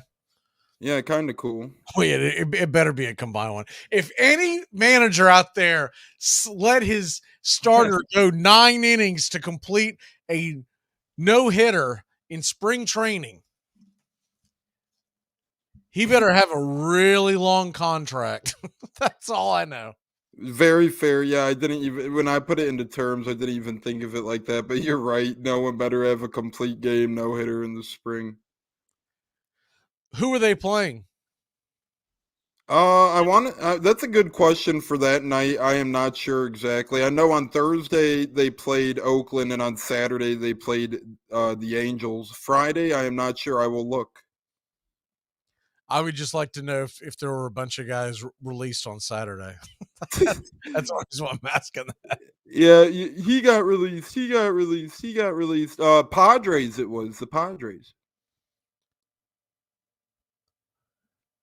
Cubs, by the way, leads Seattle 2-1 right now in the 4th. It was the first spring training no-hitter since 2017. Well, we might get another one. Isn't that crazy with sports? Something doesn't happen for, 5 to 10 years, and then I feel like they come in bunches a little bit. Well, especially with the new rules, I don't even know what to make of that, other than it would just be a coincidence. Right. I didn't see who started for the Dodgers. Last inning or so, Dustin May's been pitching, and I've been watching him. I'm a big fan of his. And he's going back out there, but he's only got like 15 pitches into the game. So this is probably only his second inning is what I'm gathering. So I don't know who started, but they are playing their guys longer in because we're in the 6th inning, and I noticed that Rojas is playing short. Rognan Odor's at the plate for the Padres. Wow. Padres got Odor, Nelson Cruz. They're just signing. Yeah, they're signing all the veterans. Him and Nelson Cruz, amongst others. It's like, geesh. Well, I think Odor, best case scenario, is a bench piece. Mm-hmm. He hasn't hit his weight in quite some time. Right. Jason Hayward is an interesting signing by the Dodgers because he's a guy that they probably have him in there for defense, if nothing else. And if they can get his swing straight, I mean, look, Hayward at this point is not going to go out there and hit 40 bombs. Right. But if you can have him as a decent piece off the bench, and he still has a good glove. Mm-hmm. That's a valuable thing to have, especially a veteran. I've always liked Hayward. I hated that first of all, I hated when the Braves traded him, but then when he signed that long deal with the Cubs and then never lived up to the billing, I hated that for him. Hey, and I will say this, not that, like you said, obviously signed a long deal, never lived up to the billing. He'll be known as the guy around here who we overpaid. But at the same token, he'll be known as a good off-the-field guy and really good defensive glove who did contribute to the World Series team. Obviously, with all that being said, we did overpay the guy, but he did have his moments in Chicago, and he did help bring us the World Series for the first time in over 100 years. So a lot of Cubs fans will say this and that about him, and deservingly so based on how much he got paid. But at the same token, it's not like he never had his moments, and it's not like he didn't make an off-the-field impact. I'm seeing that I appreciate Ryan telling us back at the studio. It looks like it was Matt Manning that threw the ball that hit. If you're just joining us, Justin Turner was hit in the face today in spring training. And I don't know if you saw this or not, Tones, but he was hit in the face and he went down like a shot. Now, I think he's okay to a degree, but he obviously came out of the game. But it hit him flush in the face, and it was Matt Manning of the Tigers that hit him. It was one of those high and inside fastballs. I mean, it went up and in and got him quick. And we showed the picture earlier of Turner with the blood trickling down his face. Hoping for the best for Turner. That's a tough way to start the spring.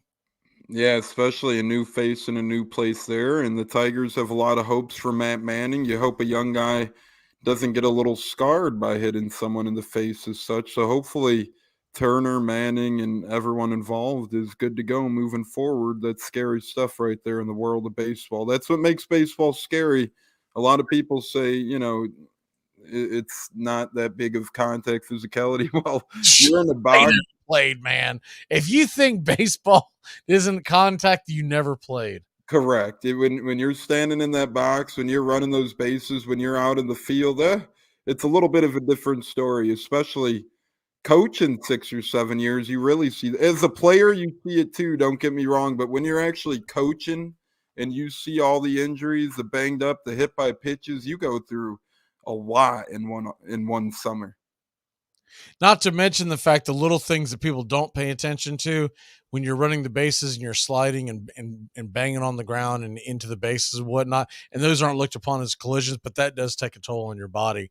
It used to be much worse. The collisions at the plate, total knockout plays. I call them the Chase Utleys at second base. They've cleaned that up in. Mm-hmm. I miss them, but I understood why they did it. The play at the plate was the one that I think needed to be done. I think they went overboard when they took away the runner's ability to slide you out of the way on a double play. I agree with that. If you come out of the base line, then yes, I agree with that. But if you're doing a clean slide And as long as you're not doing like a Ty Cobb version with spikes high and trying to injure somebody, I don't think that should have ever been taken out. But it was an overreaction because of Chase Utley's dirty play that he made, not when he was with Philly, but I think he was with the Dodgers at that point. The dirty play that he did against the Mets. I think it was the Mets second baseman, but it might have been their shortstop. But that was almost 10 years ago. Real quick update, moves, NFL tag. Here we go. Josh Jacobs tagged. Evan Ingram tagged. Frank Clark released by the Kansas City Chiefs. And then if you're just joining us earlier, Derek Carr, 4-year, $150 million deal. Tony Pollard was tagged by the Cowboys. Bud Dupree dropped by the Titans. And Eric Kendricks, linebacker for the Vikings, he was released along with some other moves that were made over the last few days. So I'm sure we'll keep seeing those trickle in. Today was the day by 4 p.m. Or maybe it's tomorrow. I think it's tomorrow. It's tomorrow at 4. Yeah, 4 p.m. deadline for the tag. And then Monday, a week from today, essentially starts free agency. They say it's not until next Wednesday, but the early tampering or whatever they call it, free agency for all intents and purposes starts 6 p.m. Monday. You can officially sign your name on the dotted line a week from Wednesday at 4 or 6 p.m. So all that's going to be going on in the NFL. And while that's going on, you got the TPC, which we'll be talking later on this week. And then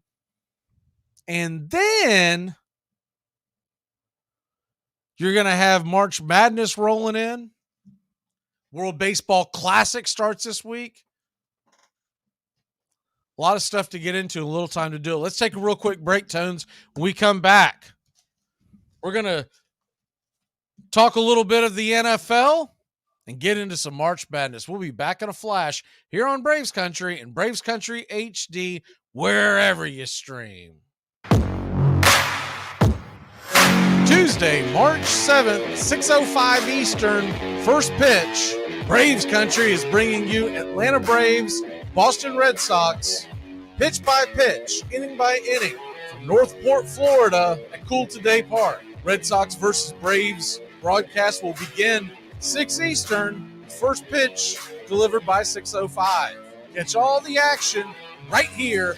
Make sure to like and subscribe. Braves Country HD, youtube.com/@Braves Country for Atlanta Braves baseball all year long. Hockey season, and that means new merch over at ourdragonsmerch.com. Get the latest designs and some of our fun new souvenirs ahead of what's sure to be a great hockey season. Celebrate another season of River Dragons hockey by getting a new look to wear on game days, or surprise the big-time sports fan in your life with a new keepsake that will make them a River Dragons fan for life. Order online right now at ourdragonsmerch.com. That's the letter R, dragonsmerch.com. We'll see you at the rink. Hey, sports fans, it's Rod Peterson here, host of The Rod Peterson Show, inviting you to join us daily for 2 hours of Atlanta's funnest sports talk right here on WQEE. I say fun because it is. You've never heard a show like it because we make the listeners a part of the show every day between noon and 2 p.m. Eastern. You'll hear plenty of the best sports talk, including the latest on the Falcons, the Braves, and more. And who knows, you might even hear you. That's The Rod Peterson Show, daily at noon, right here on WQEE 99.1 FM. Are you listening?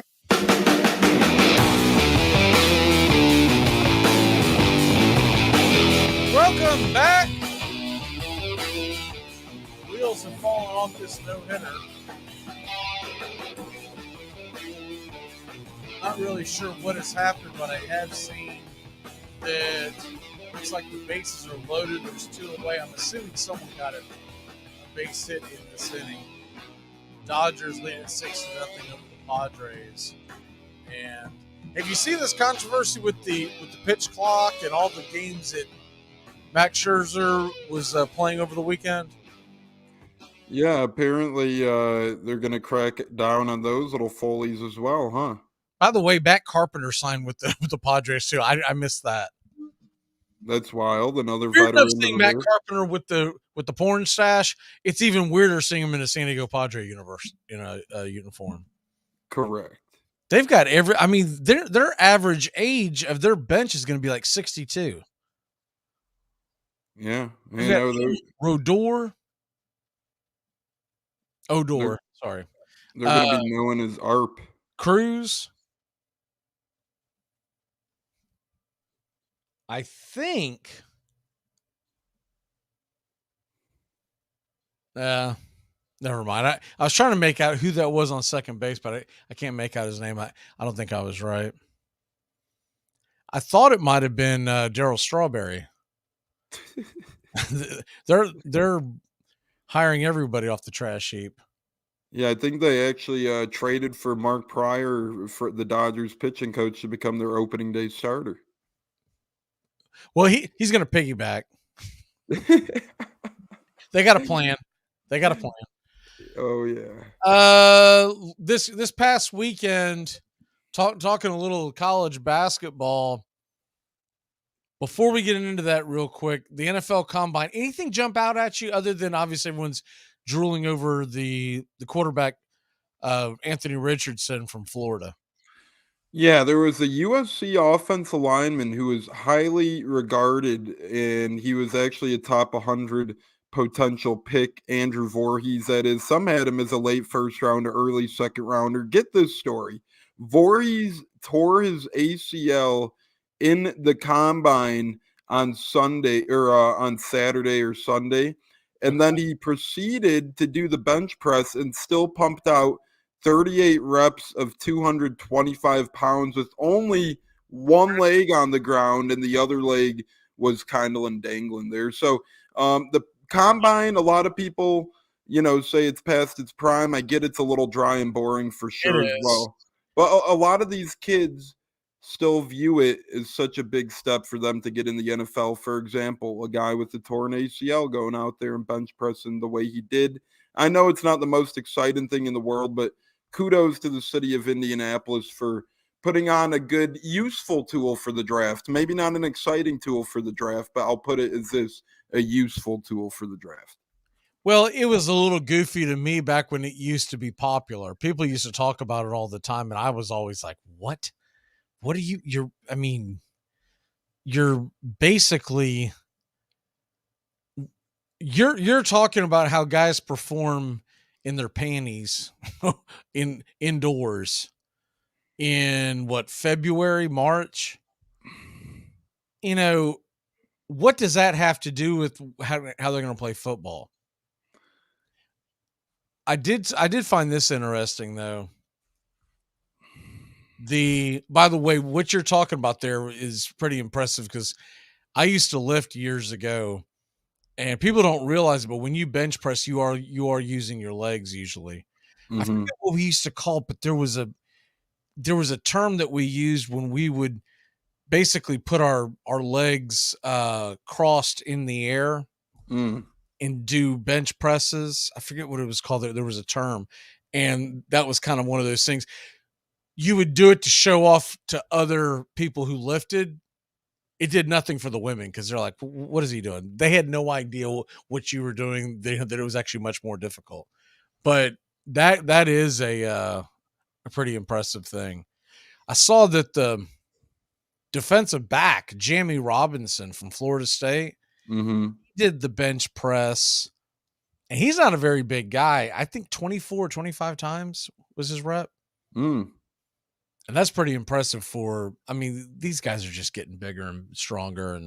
But he's not a big guy, but that just tells you. What I did stumble across here was they're calling it the all combine team and basically saying who impressed. And they picked CJ Stroud, which surprises me because so many people have been just, drooling over Anthony Richardson in his physical ability. Bijan Robinson, the running back out of Texas, was the running back they chose. Jahmyr Gibbs out of Alabama was the receiver. I find that interesting considering they have him ranked just above Jackson Smith-Jigba. And that's very interesting. You know, I heard the receiver between free agency and the draft, receivers is one of those things. It sounds like it's a little scarce all the way around. You might get your mid to late round wide receivers, but it seems like outside a handful of receivers, this isn't one of those receiver heavy drafts. And I don't know if you've seen this as well. Quick little note here with Will Levis.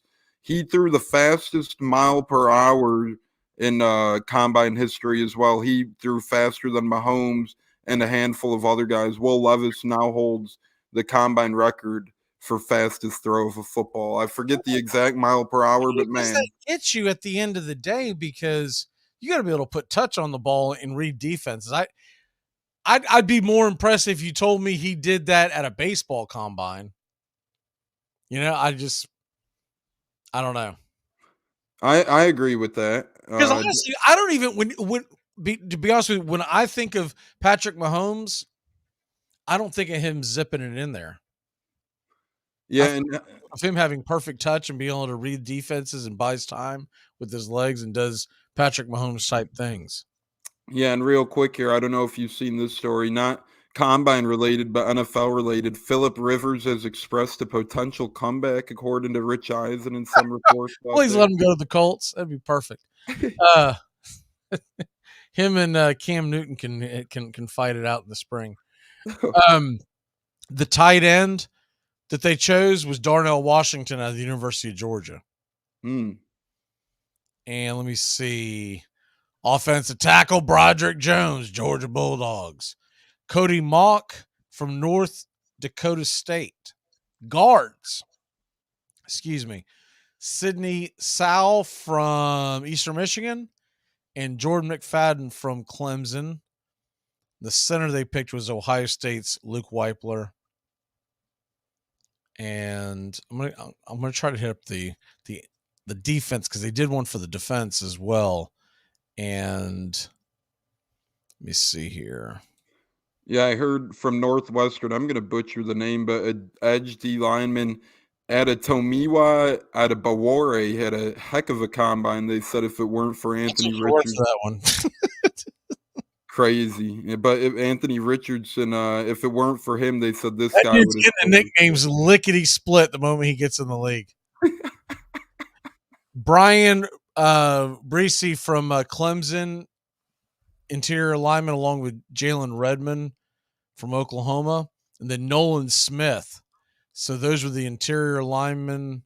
Let me see here what we got here. I'm sorry, the technically edge rusher Nolan Smith, and then Will Anderson. That surprises me.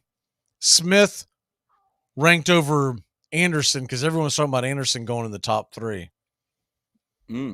Then your Northwestern guy, I'm going to call him Double A. He is in there. Linebacker. Oh man, Henry Tutu. Is that how you pronounce that? I would guess so. That would be my assumption. I think he might be from the islands. That's an awesome name. Who would want a jersey with Tutu on the back of it?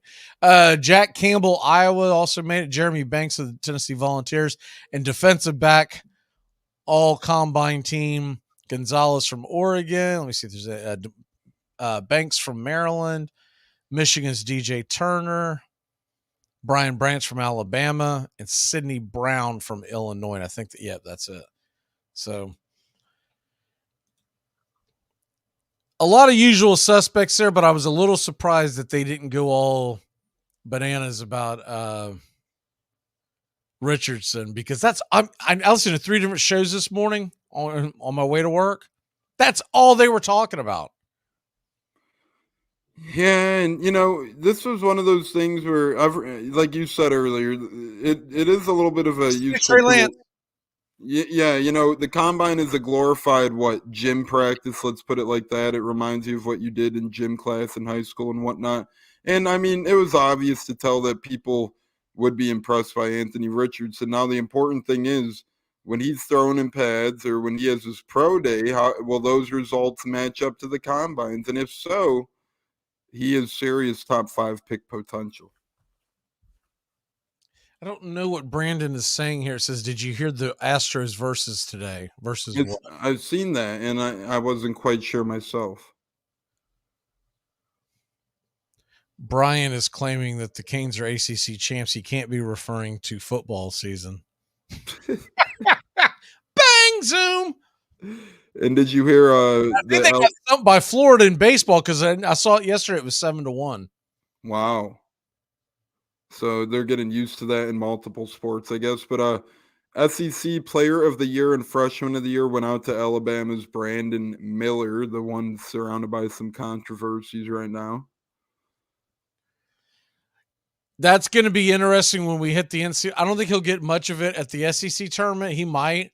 But when you get to the NCAA tournament and that becomes a bigger and bigger story the deeper they go into the tournament, A, the press, B, how are the fans going to react to him? And I can't believe, speaking of similar thing, what a goofball John Morant is, huh? Dude, this guy, what is he doing? Yeah, and I went on a rant about this about, I don't know, 2.5, 3 weeks ago when one of many things that he's been involved in. I mean, let's talk about the fact that him and his posse had a red light laser that they were that the Indiana Pacers coaching staff claimed to be a gun pointed at them after a game. He supposedly got in a fight and beat up a 17-year-old kid in a pickup game last summer. 17 years old. And then he pulled a gun out. I don't know if it was the same instance, but he pulled a gun out as well on a kid sometime last year. And all this stuff is starting to come out. And then he brandishes a gun in the middle of a, I guess it was a strip club. I don't know. It was a real wasn't a high dollar one. I don't know what he was doing in there, man. I mean, you got that NBA money. What are you doing, man? You can afford better strip clubs. But I mean, he looked like he got to one of those ones where there's, a free breakfast buffet at 4 a.m. So coupon clipping. But he's showing it. And what was really funny, a couple of the reactions to the gun that he showed. If people didn't see the video, it looks like a gun. I mean, it looks like what they used to call a Saturday night special that women would tuck into their stockings. I mean, it was a little bitty gun. He's over there waving it. I'm like, man, all you're going to do is shoot someone with that. You're going to make them mad. They're going to pistol whip you with the thing. But it's like, what are you doing, man? Like you have the ability to become a billionaire and you're going to throw it all away because you're hanging out with some dopey crew. And he was one of those guys who had the whole NBA fan base. Not everybody, but a lot of people love this guy. He grew up in a good surrounding. He went to Murray State, a lot of respectful stuff. And now his behavior is getting to him. Usually you see it the other way around, right? They start off. Well, the other thing is, so with all this is going on, his dad is enabling him. His dad got into it. I don't know if everyone saw it, but his dad got into it with Shannon Sharp on the court versus when they were playing the Lakers on the side. His dad's involved in this. And people try blaming Shannon. Be a dad to your son who obviously needs some kind of direction because he's still a kid. He's 22, 23 years old, whatever he is. I did a lot of dumb things too. Difference was I wasn't on social media. They didn't have it back then. And number two, no one would have cared what I was doing because I wasn't Ja Morant. Mm-hmm. But man, if I ever had that opportunity growing up to be in his position, I mean, dude, get the big picture. Whatever these dopes are, I don't remember who was on the show, but we talked about this sometime. I want to say I don't remember who it was. But anyways, I was referring to back when Allen Iverson was coming up with the Philadelphia 76ers about 20 years ago or so. And he was hanging out with these Roughnecks, and the owner of the Philadelphia 76ers pulled his little posse off to the side and basically told him to beat it, because he told them in no uncertain terms, you might think you're a bad man, but I have the kind of money that makes people like you disappear. So if you don't get away from my investment, it's going to get uglier. Right. And they got the point and left. Someone's got to have this kind of come to Jesus meeting with Morant. It really needs to be his dad, but evidently his dad is a child as well. Yeah, and it's really a shame to see a lot of the time with these NBA stars or with these, younger athletes, maybe in college perhaps as well. It's either their brother or a parent enabling them. And this seems to be the case of just that. We've seen it with the Balls before, with LeVar Ball, when, he was inciting a lot of random behavior. Now you're seeing it with Morant as well. And then you've seen it with Derrick Rose's brother back in the day. Sometimes people can't separate business from family, and it hurts him instead of helps him in the long run. Seems to maybe be the case with John Morant. From what I can tell, his dad's a dope. I mean, he's not being a father to his son. And it's sad because Morant was one of my favorite players, but I'm slowly getting to the point where I don't want to pull for him because he's coming off as a slime ball. Mm-hmm. But he plays for Memphis, so I want to pull for him, and he's an exciting player. I'm going to get it from the benefit of the doubt one more time, but he's on that track where he's going to pull something, and it's going to ruin his career. And it's all because he's worried about his stupid street cred, which is the dumbest thing anybody could ever worry about, especially when you are a bona fide superstar in the NBA who can make $1 billion over his career. And like we said, he's literally a trendsetter right now in the league. He's a young guy, maybe the youngest, brightest guy with the most potential in the NBA. He's on his way to becoming a billionaire, but usually you get better as time goes on with your behavior. He's getting worse. The only time someone is ever legitimately worrying about their street cred, and you could almost defend it, is these rappers who are living vicariously through fictitious lives and rapping to you about a bunch of BS that we all know is BS. And they do something because they want to prove that what they're saying is true, right? Mm-hmm.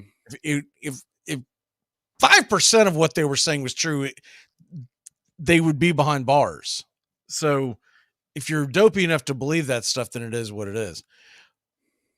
And at one point, I was young enough to dopey enough to believe that stuff. I was 17, 18, listening to NWA and whatnot, right? But you finally grow up and realize that. But the point is, Morant is still a young kid. I'm not even laying this. I'm laying it on his dad, man. His dad is with him at every game. He's a part of his entourage. So he is enabling this. And he's worse than what, remember we used to go bananas over what the Ball kids' dad would always. LeVar Ball. Yeah, Lamar. I want to call him Lamar. And I was like, wait a minute. It's Alonzo. It's anyways. We used to go crazy over that, but he was never promoting any of this kind of nonsense. He was just, he was a showman. He was basically Don King or the WWE. It was all hype. Mm-hmm. But this is just nonsense. It's getting out of control, and even you've seen the Sun out of control. And the NBA needs to grow a pair and do something about it. The NBA has done nothing. He's stepping away for 2 games. You see that little thing that he put out? I'm stepping away for 2 games. 2 games? What is that? And he said like he can't help his emotions without playing with one. Then it's like, well, what else this guy might have done? You know what I'm saying? If he can't help his emotions and needs a gun to handle them, what else could he have done? I mean, take some boxing lessons and maybe you won't have to pull out that pea shooter. Yeah. But if I'm an NBA player and I'm hearing this and I'm seeing this, I'm antagonizing him the next time he comes out. Correct. I'm doing anything I can to get under his skin. And I've seen he's going to Carmelo Anthony for advice. So, oh, that's great. We'll see how that goes. Great. I can't think of a better person. It's like realistically, I know it sounds cliche, and he had gambling issues, whatever. But go to Michael Jordan and ask him, what the hell should I be doing? Michael Jordan's not going to waste his time with him at this point. True. Michael Jordan doesn't waste his time with a lot of people. You're right on that. Michael Jordan lives Michael Jordan's life, but Michael Jordan has never been one that really helps people. Right. He's going to have to find someone who's a mentor in his life. There's got to be someone, and it's not his dad, and that's the saddest part of the entire thing. But someone in the Memphis organization needs to be there. And the first thing they need to do is at the end, and when the game is over, let's go get something to eat. We're not going to go hang out in the club till 4 a.m. Right. What was it? 5 something in the morning that he was brandishing that gun on Instagram Live in Denver after a loss, I believe. I mean, that part I'm not concerned with. The point is he's out really late. Now, maybe that was 5 something. I'm concerned because what the hell? What did you miss a team flight that you're out in Denver after? Usually you get out of there and your team travels right after the game. What are you doing still in Denver? Why aren't you with your team? Where the heck is your team? Sometimes they don't travel till the next day because it really depends on what the road trip is doing. But if he's in Denver, that may not have been local time that they showed. That may have been, I don't know if Denver is 3 or 2 back at this point in the calendar, but still we're talking about 2:30, 3:30 in the morning, Eastern or local time. Denver would be 3 hours back this time of year from Eastern time. So 2:30 in the morning. I can tell you from experience, nothing good happens there in a strip club at 2:30 in the morning. No, I say nothing happens good. I mean, there isn't a thing. And I can tell you this much. Those times that I was there, I wasn't sitting right next to Pops. Yeah, for real. You kidding me? Oh. He was probably hand in hand with his dad, and I'd been embarrassed for him to know that I was out doing things like that during the season when I'm supposed to be staying in shape. Yeah. What's your lock for the day? My lock for the day, we're heading to the ice. I need a big one, and I need to catch some heat again. I'm going with the LA Kings tonight. They're home against the Washington Capitals. They're minus 141 on the straight up line. So get the LA Kings to win in regulation or overtime, minus 141 home against the Washington Capitals. That's a late puck drop, not until 10:30 Eastern time tonight. Okay. Not as prepared as I normally am. Oh, it's up to 3.5. You know what? Give me Northern Kentucky. They are getting 3.5 against Youngstown State. That line was 2.5 this morning, 3 this afternoon. I like the fact that it's moving in the direction of Northern Kentucky. Northern Kentucky is a solid team. It's a clash. It's the semifinal in the Horizon League. I think the winner of this ends up winning it. Northern Kentucky getting 3.5 points. Give me the points. And Northern Kentucky, that's on ESPNU at 7:00 Eastern. And they're getting 3.5 or giving. I've officially done it, by the way. I've given YouTube TV my walking papers at the end of the month, so I'm up for all suggestions on where I should go. I think right now I'm leaning Fubo, but I got to have something that's going to have MLB.TV, or sorry, MLB Network. Why don't they have MLB Network? Who does? I'm saying, why don't they have MLB Network? Who? YouTube? Yeah, why wouldn't they have it? They got rid of it like a month ago. They got some big argument with them. Didn't want to. Had something to do with the fact that MLB Network wasn't going to carry as many or any ball games this year, which really doesn't matter. That's not why you want an MLB Network. You want it for the other content. And I gave it weeks, and I let it go through the Super Bowl, and then I started spring training.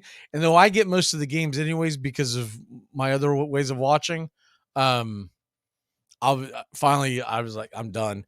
So I'm putting it on pause, and I'll be back by football season when because YouTube TV is getting the NFL ticket. Right. So I'll be back for that, but I'm not sitting there all summer with it. I kept thinking they're gonna work it out. They're gonna work it out. I'm done, man. Adios, Chacho. And you hate that with these streaming services. I feel like that's becoming more popular, and it's stupid. It's really dumb. What is your walk-off for the day, sir? Again, one last time, brother. I don't mean to mention it again, but rest in peace to the late, great Dave Wills, Rays radio announcer. 58 years young, died suddenly. Everyone give your loved ones a hug because you never know when it's your time. And Rays baseball won't be the same without you, Dave Wills. Rest in peace to the Chicago Kid. My walk-off is stay tuned for the Snowman. He's coming up here at 5 p.m. I'll be on his show tomorrow night.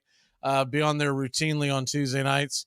And get your morning started right with Rhino Radio Penitentiary, 7 to 10, noon to 2, Rod Peterson Show, and 2 to 3, Sports Beat. We'll be back tomorrow. Tomorrow, 3 to 5, we go live. And then at 6:05 Eastern tomorrow night, Braves Country, bringing your Braves, Red Sox, baby. We're back after our first day off in all spring long. So I'm looking forward to it. Let's ride. All right, brother. We'll see you next time, and we'll be back tomorrow, 3 to 5. Tomorrow is it's Joey Day. We got that in our Braves report that we're doing every Tuesday and Friday at the beginning of the show. We'll see you. Goodbye, sweetheart. Well, it's time to go. We're back tomorrow with another show. Well, unless we're fired, we'll talk to you then. Goodbye, sweetheart. Goodbye. Goodbye. Guys and gals, it's time to go. We'll see you on the next show. Same bat time, same bat channel. Thanks for listening to Braves Country with Mac McGee and the Armchair Quarterbacks on 99.1 FM WQEE, The Key in Noonan, Georgia, and simulcasting on youtube.com/@Braves Country. Braves Country comes your way weekdays, 3 p.m. Eastern to 5 p.m. Eastern. Please follow, like, and subscribe today. Armchair Quarterback Radio, your first choice for Southern sports. Something of the 5th of September. Something of the 5th of September. She said a lot that I can't remember. Something of the 5th. Can I get another cigarette, please? Can I get another cigarette, please? Yeah, I know I live to regret it. Just give me another cigarette, please.